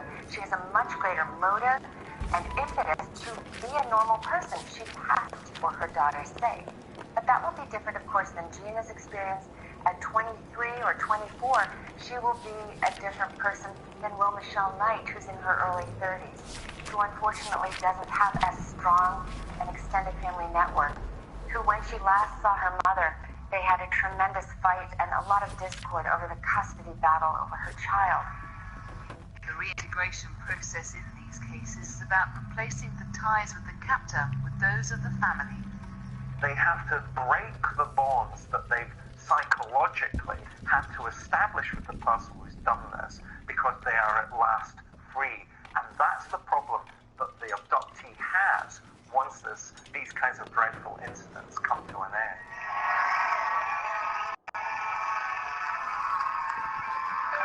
On May the 8th, Gina de Jesus turns one of the few people who has met any of the women since their release as campaigner Matt Zone was invited to Gina's house 2 days after the release. As we were in the kitchen, I was looking into the living room, and this young woman who I never saw before got up and walked through the kitchen, and I pointed to the woman and I said to the mom, "Who is that?" And she goes, "Oh, that's Gina." And I just couldn't believe it. She had this amazing, beautiful smile. Her mother said something in Spanish to her aunt, and she looked at her mom and she's like, Mommy, and Nancy said to me, she's not speaking Spanish anymore. I want to thank everybody that believed. Even when I said she was alive. And believed. And I want to thank them. Even the ones that doubted, I still want to thank them the most. Because they're the ones that made me stronger. The one that made me feel the most that my daughter was out there. Nancy and Felix are like the greatest. They never, ever, ever even go punching her. Ever. They were right there the whole time. I don't know how that strength that those two parents have. I couldn't do it. Honest to God, I wouldn't be able to do it if somebody took one of my children. Everyone Castro, kidnapping and rape on one side, kidnapping and rape on the second. At his court appearance, Castro was charged with 3 counts of rape and 4 charges of abduction. He's on an $8 million bail bond and is in solitary confinement faced with the death penalty. I'm told that he's in a small cell. He's secluded from everyone else. He doesn't have access to TV. He doesn't have access to newspaper, radio, nothing at all. He's just in this small little 9x8 cell. That's good. And he's depressed. He's subdued. That's good. He's walking around the cell naked. I have no idea why he's doing that. And it's not over yet. 6 days after his arrest, Castro turned a plea of not guilty. So a judge will have to decide what really happened in 2207 Seymour Avenue. And the girls may have to relive their ordeal in court. Oh my god, it's gonna take it to jury. Because he pleaded not guilty, that's gonna go to a jury. And after all, I said, no. You know what? So the girls have to talk about I it. have a daughter. She's 20 years old. That could have been happening to me. Well, every abduction of a woman by a man who wants to use her as an object seems to me to be every woman's worst nightmare. But when you multiply by 3 and that lasts for a decade, it's extraordinary. And this is an extraordinary case that we will be talking about for years to come. There's no normal difference. Let's go. Let's go. Yet the Cleveland story inevitably suggests a further chilling prospect. We are very concerned about how many missing children, and we know that there are tens of thousands of them, might be alive, that we've given up for dead, that are simply being held in captivity, not just with physical bonds, but with psychological imprisonment, with the belief over years of brainwashing that no one cares about them, they will never be found. We presumed that Gina De Jesus, Michelle Knight, and Amanda Berry had died. In fact, they were simply locked up in a cellar, unable to escape. How many other young women are in similar positions that we simply don't know about? All these years they were right under our nose, and nobody ever knew. Nobody ever knew. Wow. I watched this for 45 minutes. I didn't even know that. Dang. Damn, man.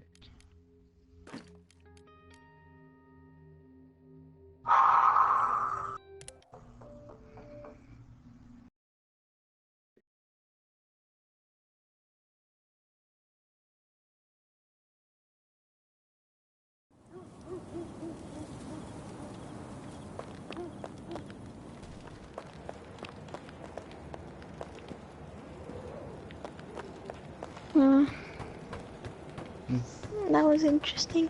I remember seeing this a long time ago. Like a long time ago when they first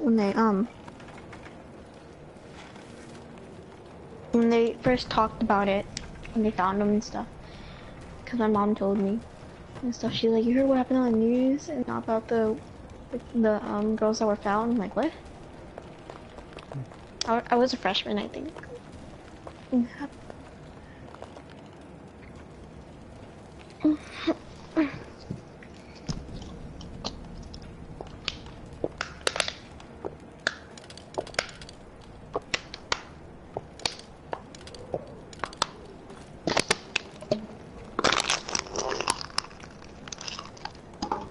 Water gone.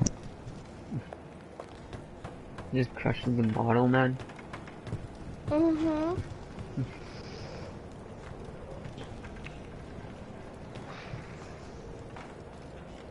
I want you to live here. Hmm? I want you to live here.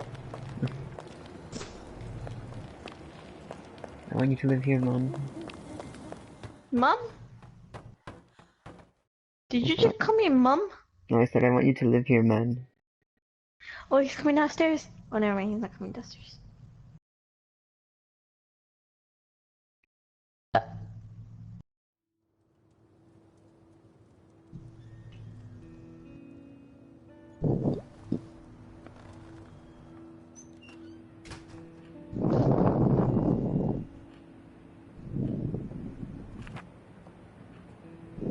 Damn, man. I finally got raided. Hmm? I got raided. They only took 2 things, though.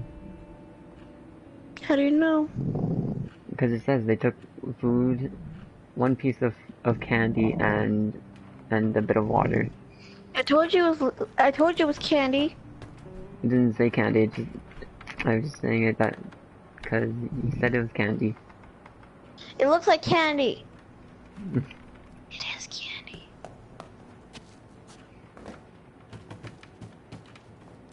What's wrong with the little girl? Hmm? The little boy. That's a girl. Boy, girl, whatever. His picture looks like a little boy, but then I see he has a ponytail.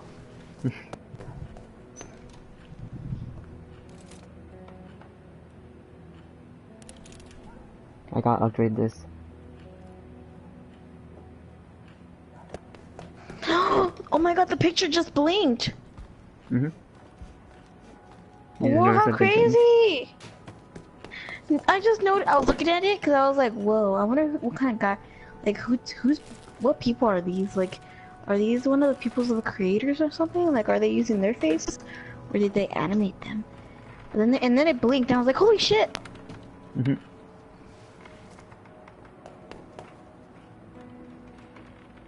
That's creepy.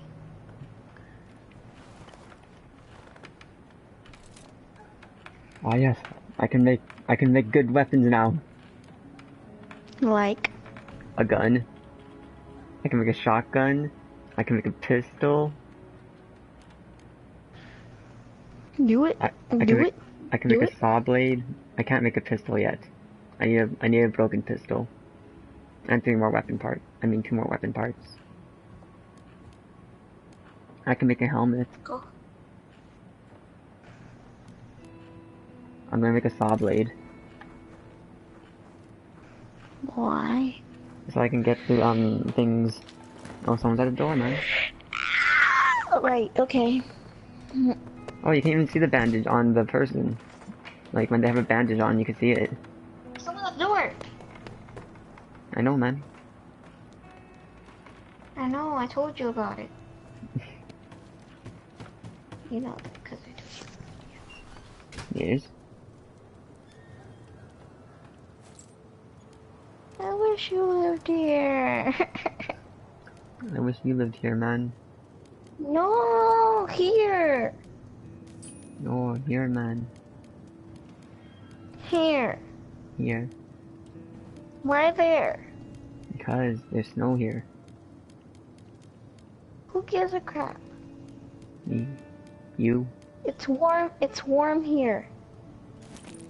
It can be warm here Well, sometimes. Sometimes it's always warm here.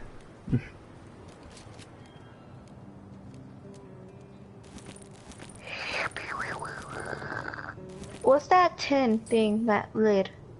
The thing you're getting? Hmm? What's that thing they're getting? No, Thing what they're the getting? for? What? Oh. That's food. Oh, is it a can of tuna? I don't know. I know it's food. Oh.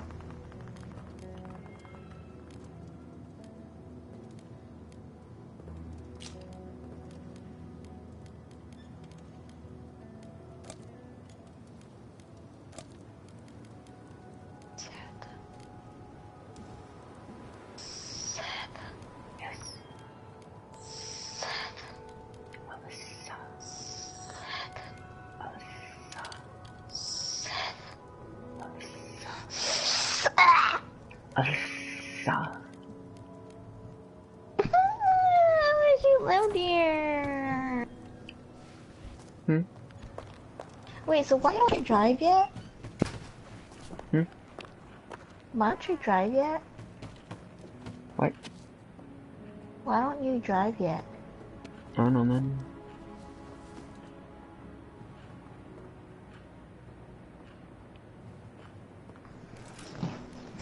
Do you know how to drive somewhat? Yeah, just a little bit. Mm.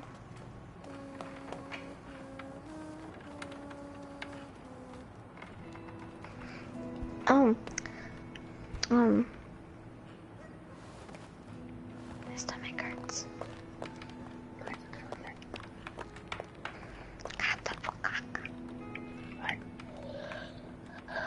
Ya necesito ir a caca, a hacer caca.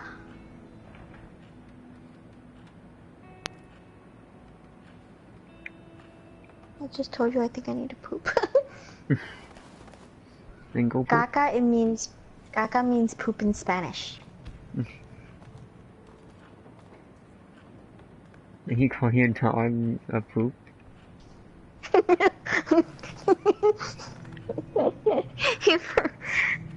What? You call your dog a little poop? Yes. I always call him that.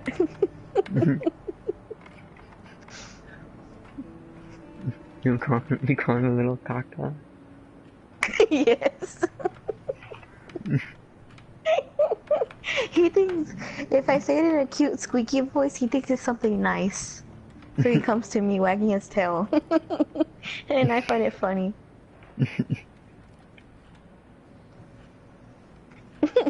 Don't.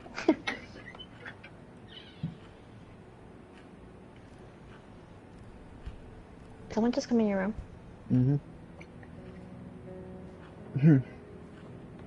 What do you want? Tell them hello. You haven't even played it, you don't even know what this is.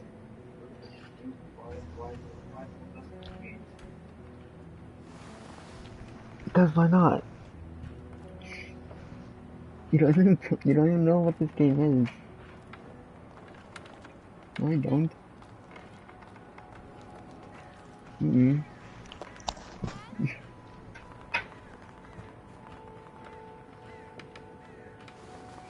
There's your brother.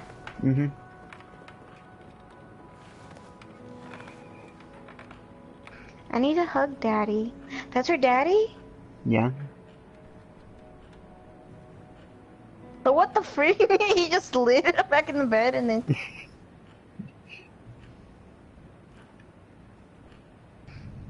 You see that? Get how bed slides back into the bed? Yeah.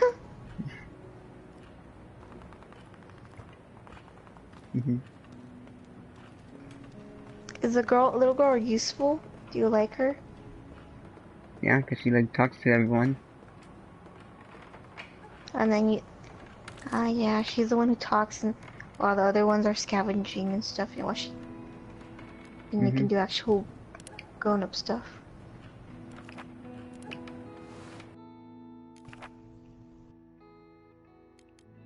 I wish you lived here.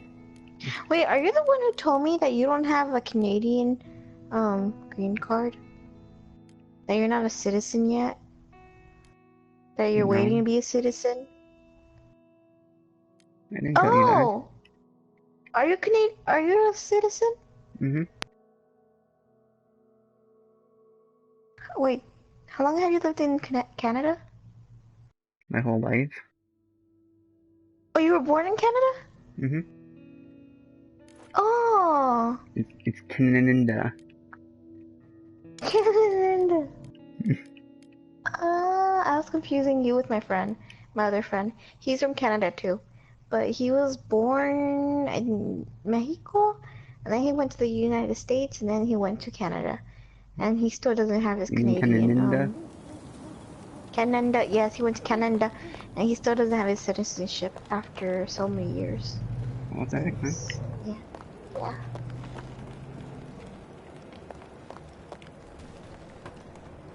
He hasn't. He moved to Canada when he was like probably. I think he told me 9 or 6, and he still doesn't have it.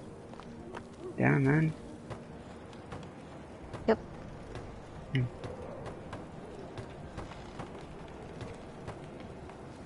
Well, now I can get some more stuff now, because I can use my saw blade for this. Yes. Okay. And there's things in here. Oh, people are hearing you. People are coming. People are coming. They're coming. They're coming. Those are rats. How do you know? Because I killed everyone here. But what if they're secretly people? They're not. Take off. Why is there a violin there? There's not a violin, that's a guitar. Why don't you get it for someone to cheer up? See, broken guitar. Because I can't make, I can't repair it yet. I have to upgrade my stuff. How do you know that? Why is a red light? Why is a rat beaming with red? Because sometimes they can attack you. The fuck?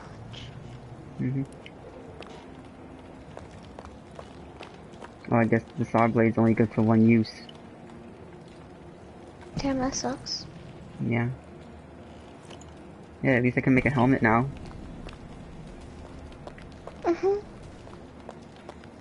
You're doing good in this one. I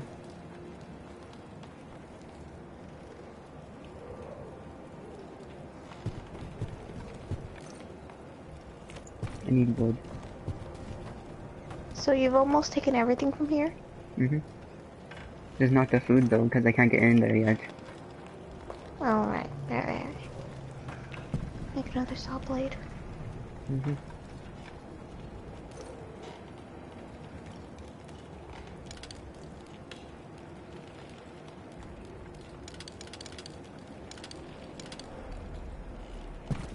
Take off! I can't. My thing's full right now. I gotta drop a thing. I'm gonna drop the water. Then go back. Then go back and come back. I'm going to.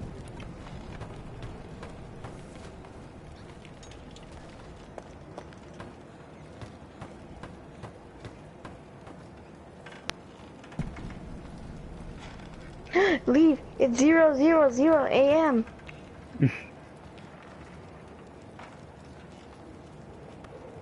I'm leaving, man. Almost outside. Almost there now. Right down there.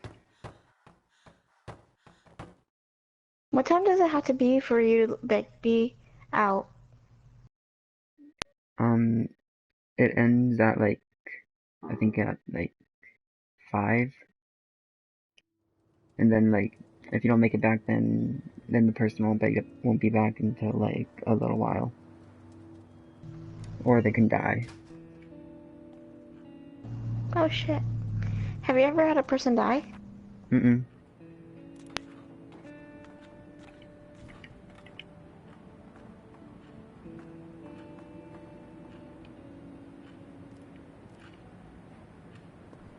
They said this wasn't a good night. Why wasn't it a good night? I don't know, man. What's wrong with the little girl? She's depressed, man. Make her talk to someone. I am. She's talking to Kathia, man. Why is she depressed? This guy got wounded. Her dad got wounded, man. She's probably depressed because her dad got wounded.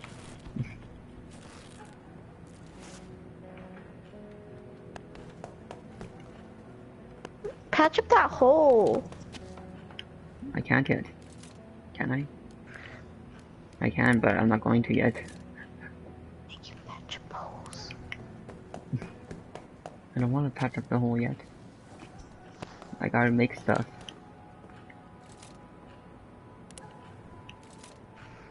I can make a helmet, see? I'll make that helmet.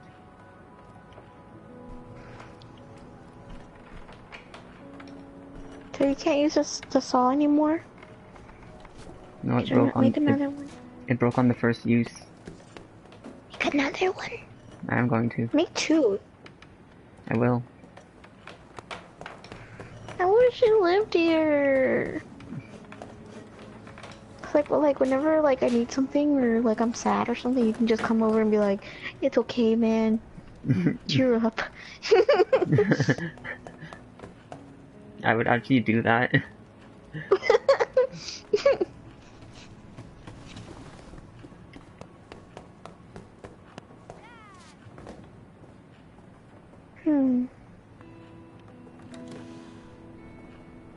Hey. Hey.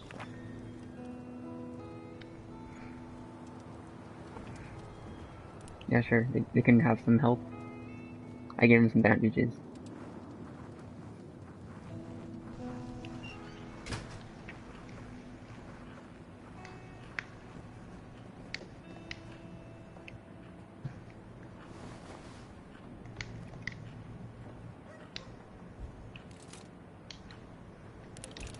I'll make a saw blade now.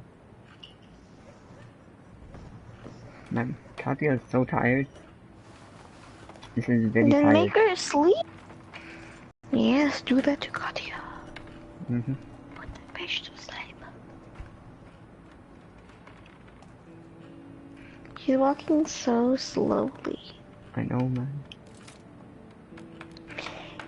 Oh, Yo, I can also make a hatchet. Life. What? Is what's up. You can make a hatchet. Never Can mind, you I open can't. doors with that? Oh yeah, how's the little ones? What little ones? The war of mine, the little ones. Oh.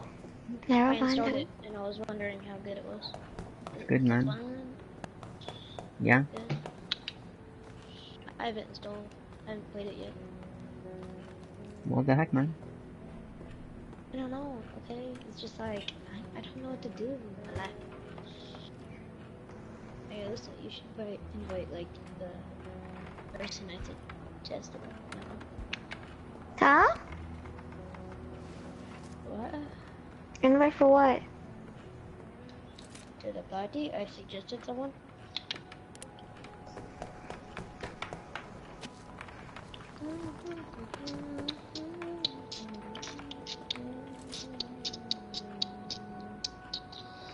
Damn, man, I still need a lot of things.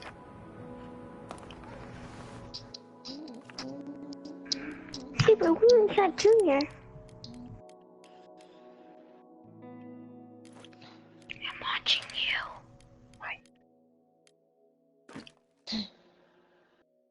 So wanna know what happened, Will? I fell down on my knees. Now my knees hurt. Why'd you do that? I was coming out of 7-Eleven and I missed a step and I fell down and I was on a busy street, so it was crowded with a lot of people and they were all staring at me. And I didn't want to get up, so I was just up there on my knees just laughing. Yeah. And then she told me to call her. I told Seth to call me because I was about to cry.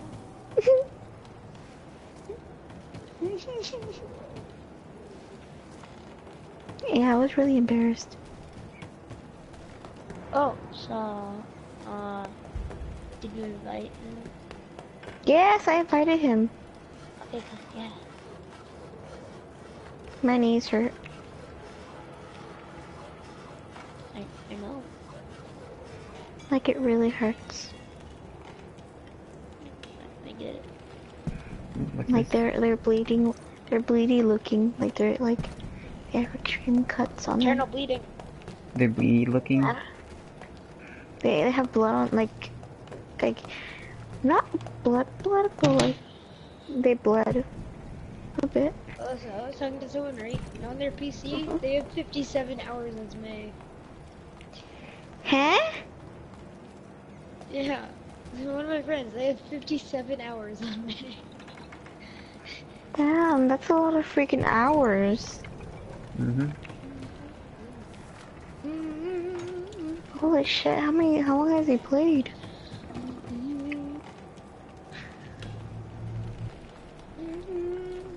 What?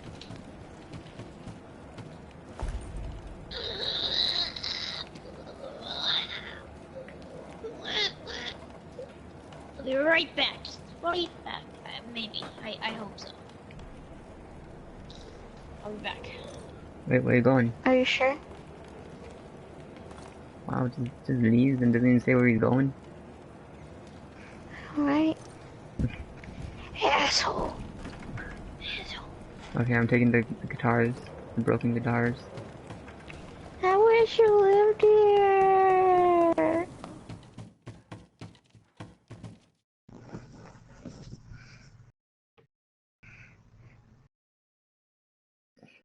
I wish you lived here.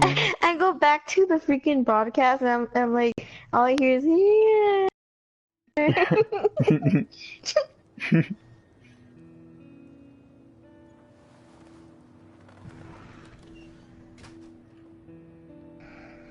Day 11. Holy I'm doing pretty shit. good. You are. What did you do differently? What did you mess with the settings? No. The night was calm. Yeah? What are you doing right now? Are you just watching Seth? Uh-huh. I've been watching Seth for like... How long have you been broadcasting? I don't know. 13 hours. He's been broadcasting for 86 hours. No. Actually, what does it say? No. He's been for 2 hours, I think? I don't know. I don't really understand this game. Like, I haven't heard it yet. This little war of mine. So how does it work? Like, you play. And do what? Survive. Yeah, and try not to die. Well, what happens if you die? I'm gonna make a swing set. You gotta restart. So if you die, you just die. Yeah. Like nothing happens. You just dead. I give up then, cause I'm dead. Your broadcast stopped. Yeah. That would be cool. Okay. There's multiplayer. You can play with like 2 people. That'd be awesome. I don't. My broadcast stopped. Oh. I need to go talk to okay. Camilla again. I'll be right back. Gotta go eat. I gotta go poop. Will.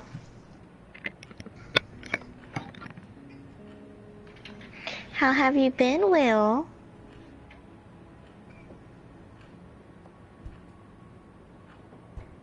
Will?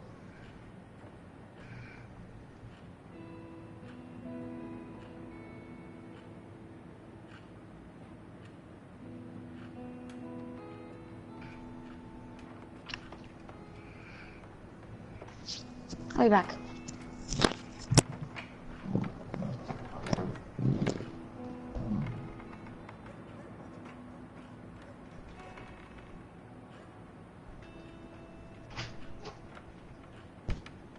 Oh, so you know what I miss?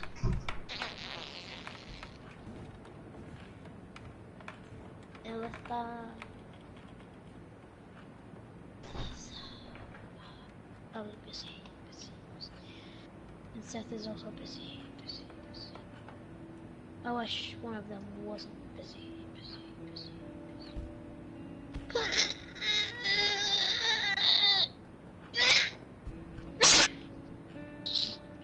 What's that?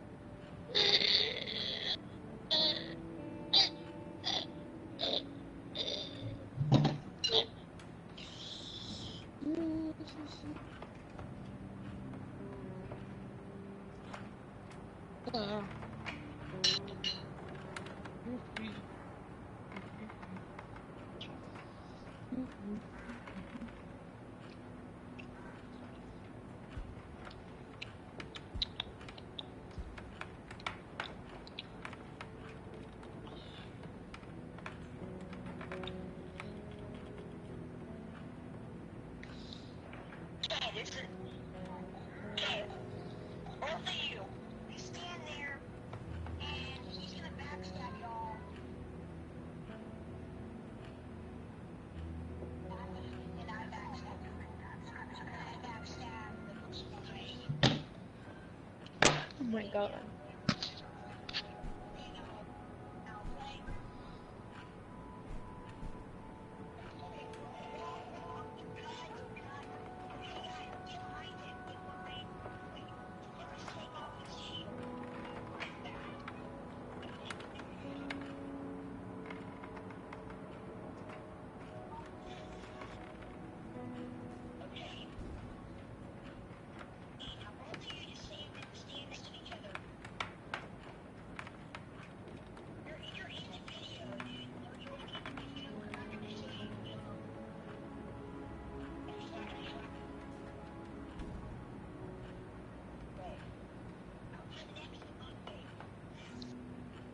Yay!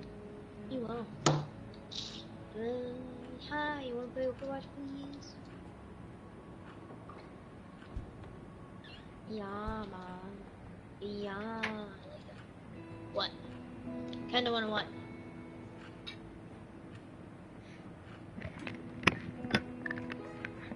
What do you mean you're mine? Why do you hate me? Come back. There's Seth, and then Alyssa's doing something.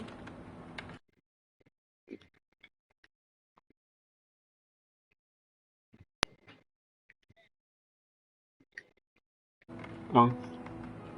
Mute everybody at one point. Like, if there's everybody you've ever met on this PlayStation, you've muted once. It's like, it's amazing.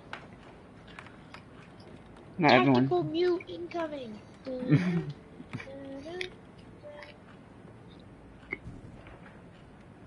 Except it kind of sounds like this. Tactical mute incoming.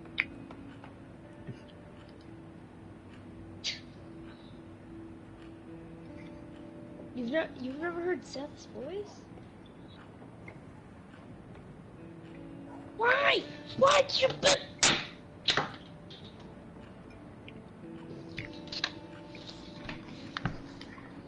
Are you serious? You're kidding me. Did that seriously just happen?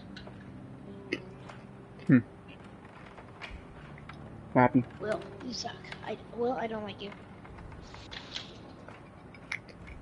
Will, I don't like you. Will, I don't like you. Man, Will, how come you don't like yourself, Will, I man? don't like you.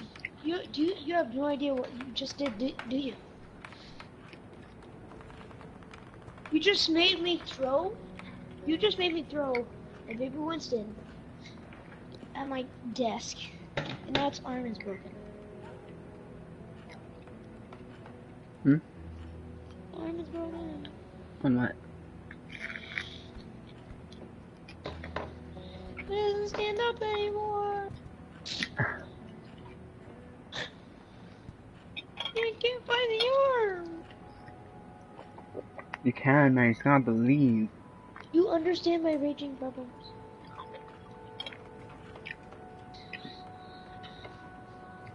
You just don't have them. Great, now that's going.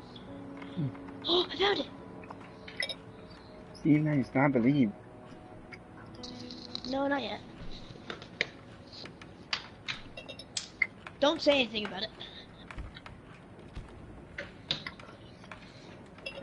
I'm sorry, but I don't really like it. Why? I'm not very good at singing it. Yeah. I can't put the arm back in. You can, man. You just gotta believe. I don't have any glue.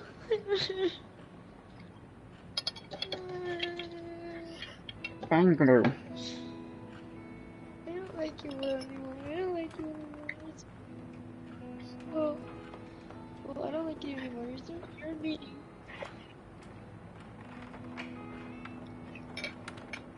You have crappy internet. Who? What?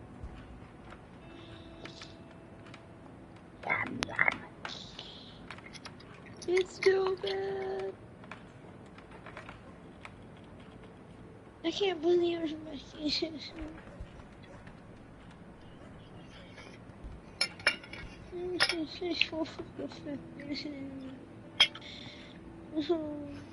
Baby, what's why? Why did it have to be you?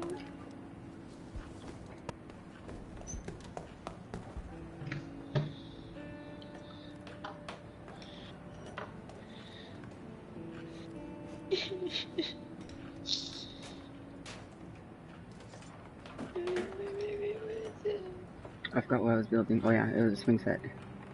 Well, I have to send you a picture of the murder you've committed. How dare you? Can you stop playing with? No. No, I can't. Shut up.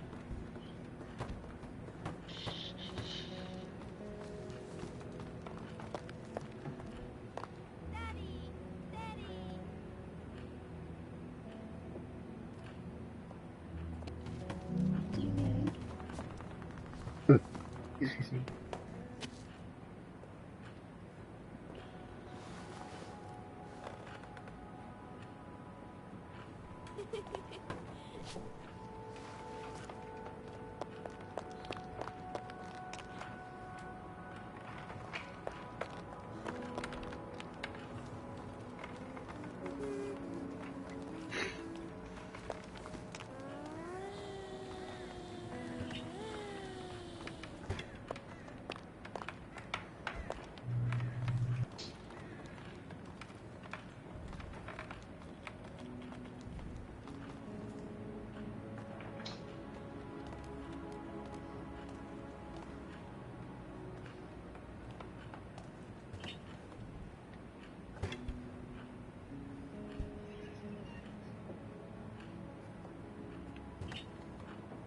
I know it sucks.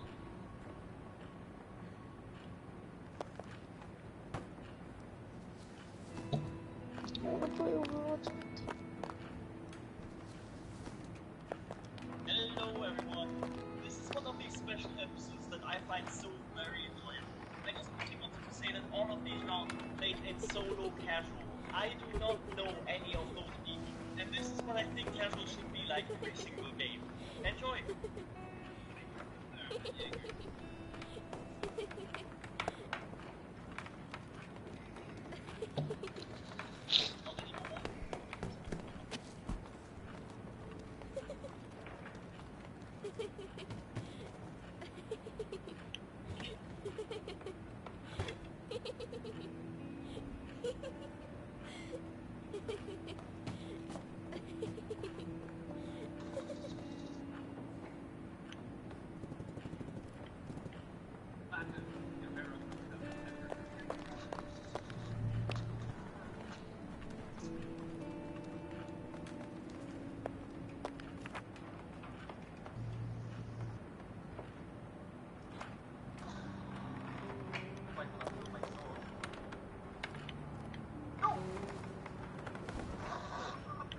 No one did close.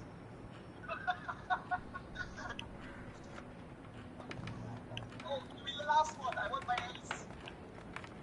Give me the ace. Give me the ace. Give me the ace. Wow.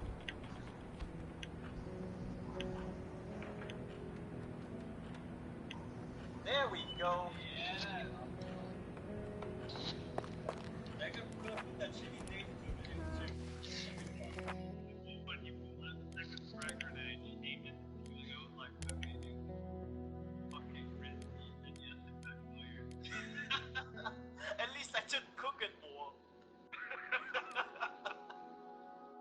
Should try a strat, how about that?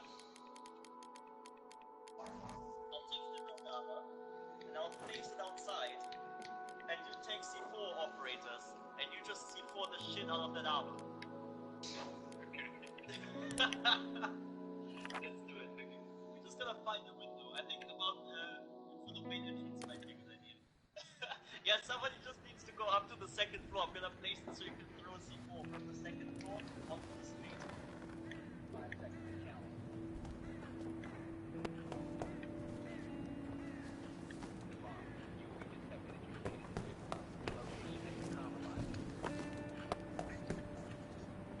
Right there! Oh, come on! quite work out, did it?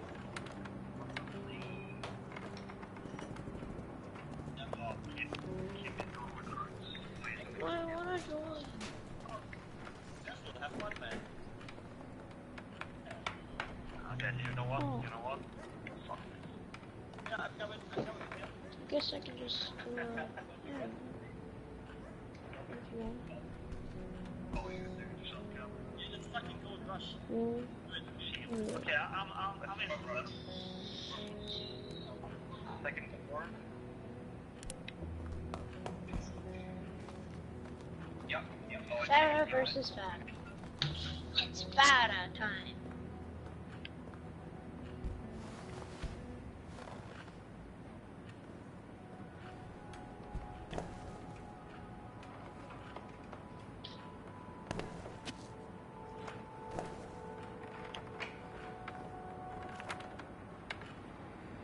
Perfect.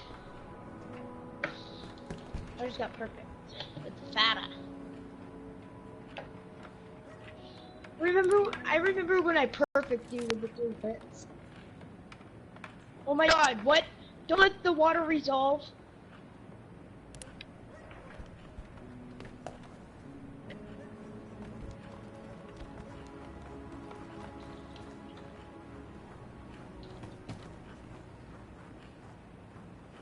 Wow!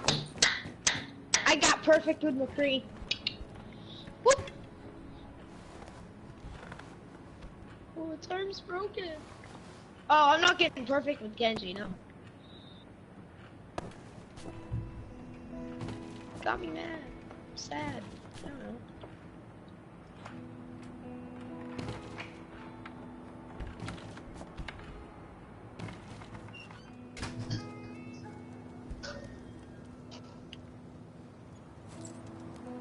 He's gonna win the 1v1 with Genji.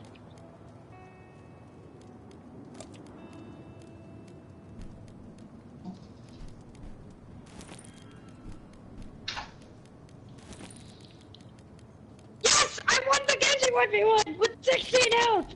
Yeah! Yeah. Ooh, Bastion 1v1. I love Bastion 1v1.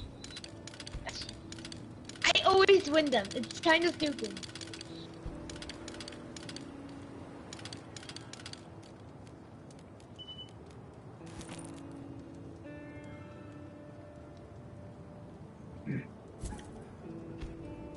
I just got perfect with Bastion. Let's go. Oh my god, I hate it when a Hanzo says that. Oh. Have you ever heard a Hanzo say that? If it's a Hanzo, I absolutely care if it's a Hanzo. If it's a Hanzo, I get so enraged. Because it's like, no, you're not. You suck. Hey, I don't play Widowmaker and stinking...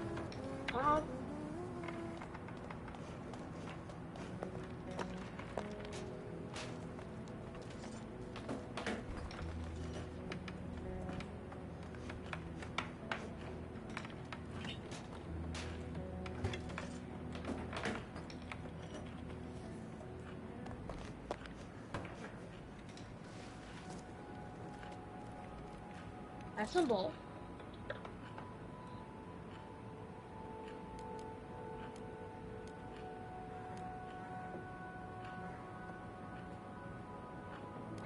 What? I had 2 turrets on my side. Bull! That's a bull! That's a bull! Ah! Wait, I'm busy. I need to concentrate. I'm playing Zenyatta.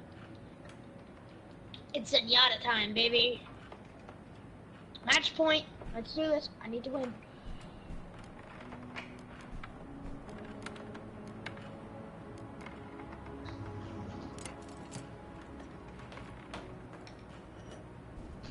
He just won the Zenyatta 1v. I've never lost a Zenyatta 1v1 in my life.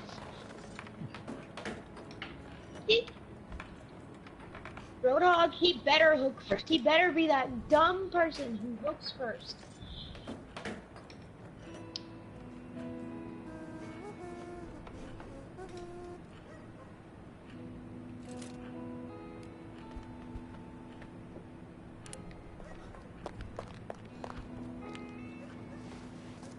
Hook, I dare you to hook me. Hook, I dare you.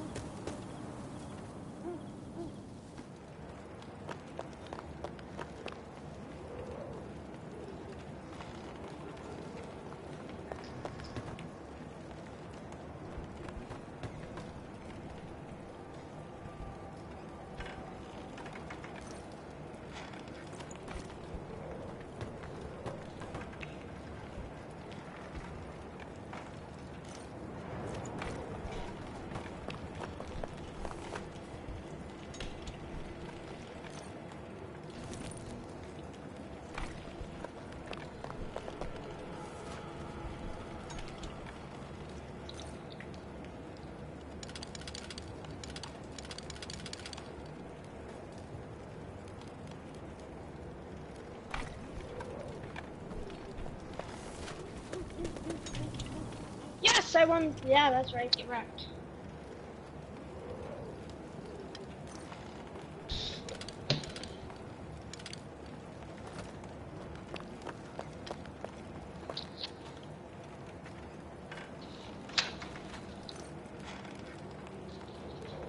How many more games do I need to play to be ranked? Why is it whenever I win and they win like one fight, they always get to play the game? It's stupid. I got four perfects. And he got one win.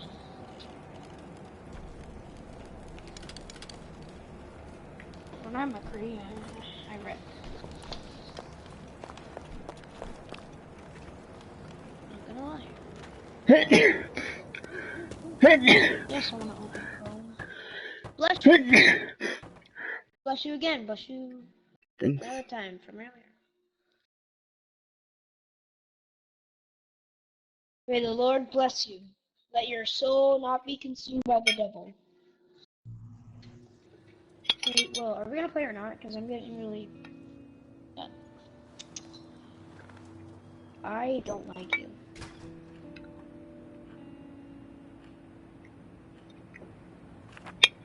You will.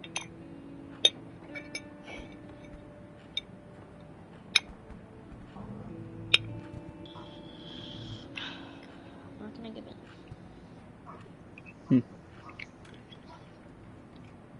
I'll play 8 more games with Winston to be ranked.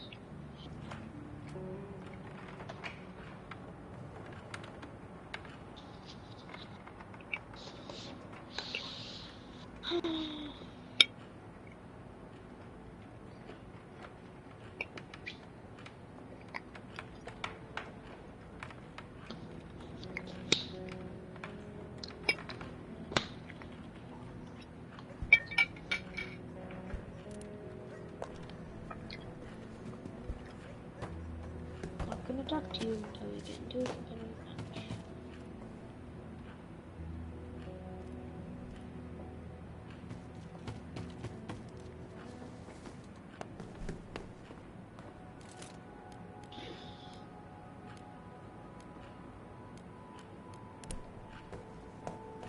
I'll start to answer you when we play competitive.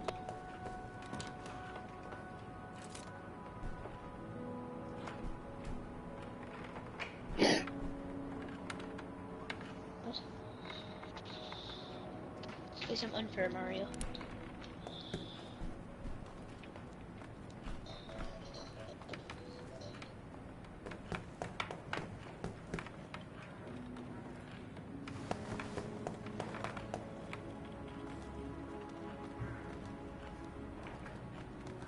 Yes.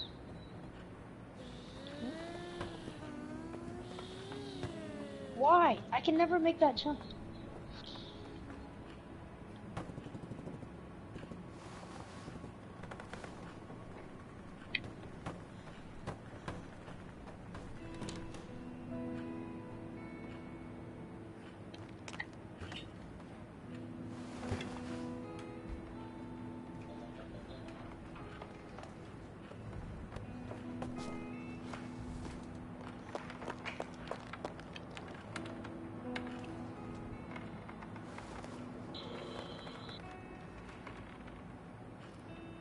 Okay.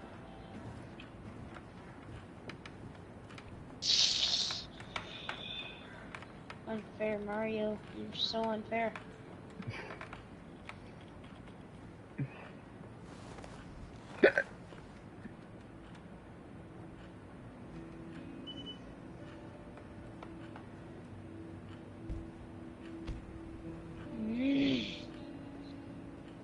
How am I supposed to make that jump? I don't understand every single bit of this course. I know where all the traps are. I know where everything is.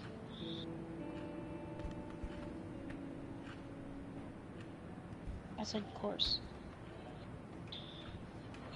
Oh, no, I'm playing Unfair Mario. Unfair.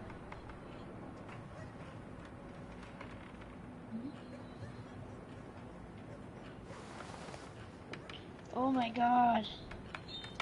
It's so annoying.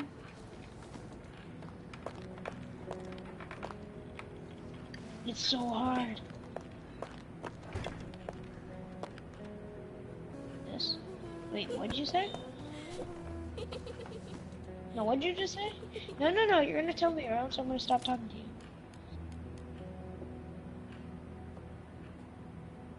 And? Yeah. Many things are very hard.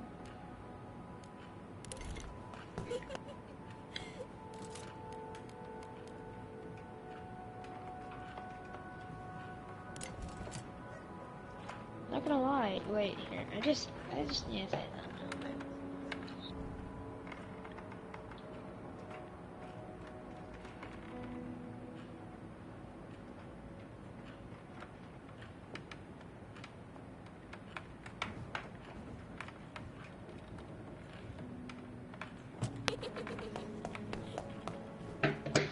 I'm serious. Yep. Yeah, it is. It's exactly what you're thinking. Yeah, it's what you're thinking. It's what you're thinking. Shut up. Toasted. What's that? Toast.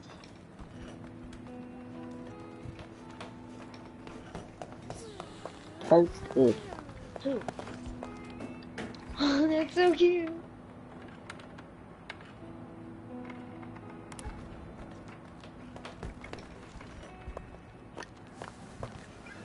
Does that mean I'm black?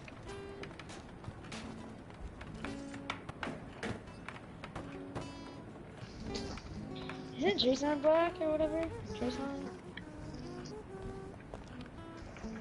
Trason. Who? What? Drizzle? What? Jason.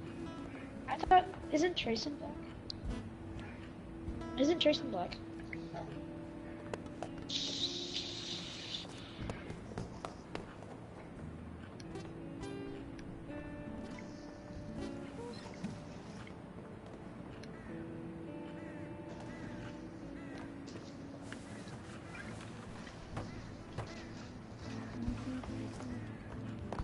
I bet he's lucky.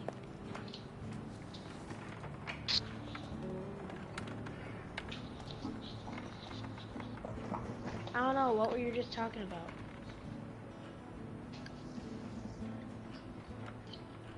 What? That had nothing to...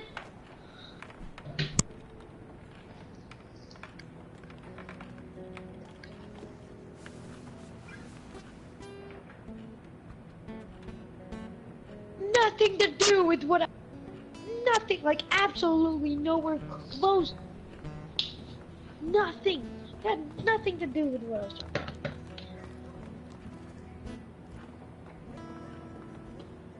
Nope, you were talking about Grizzle, right? Yeah.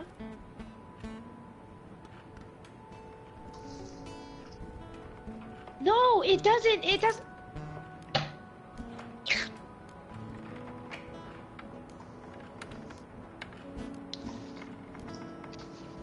Yeah.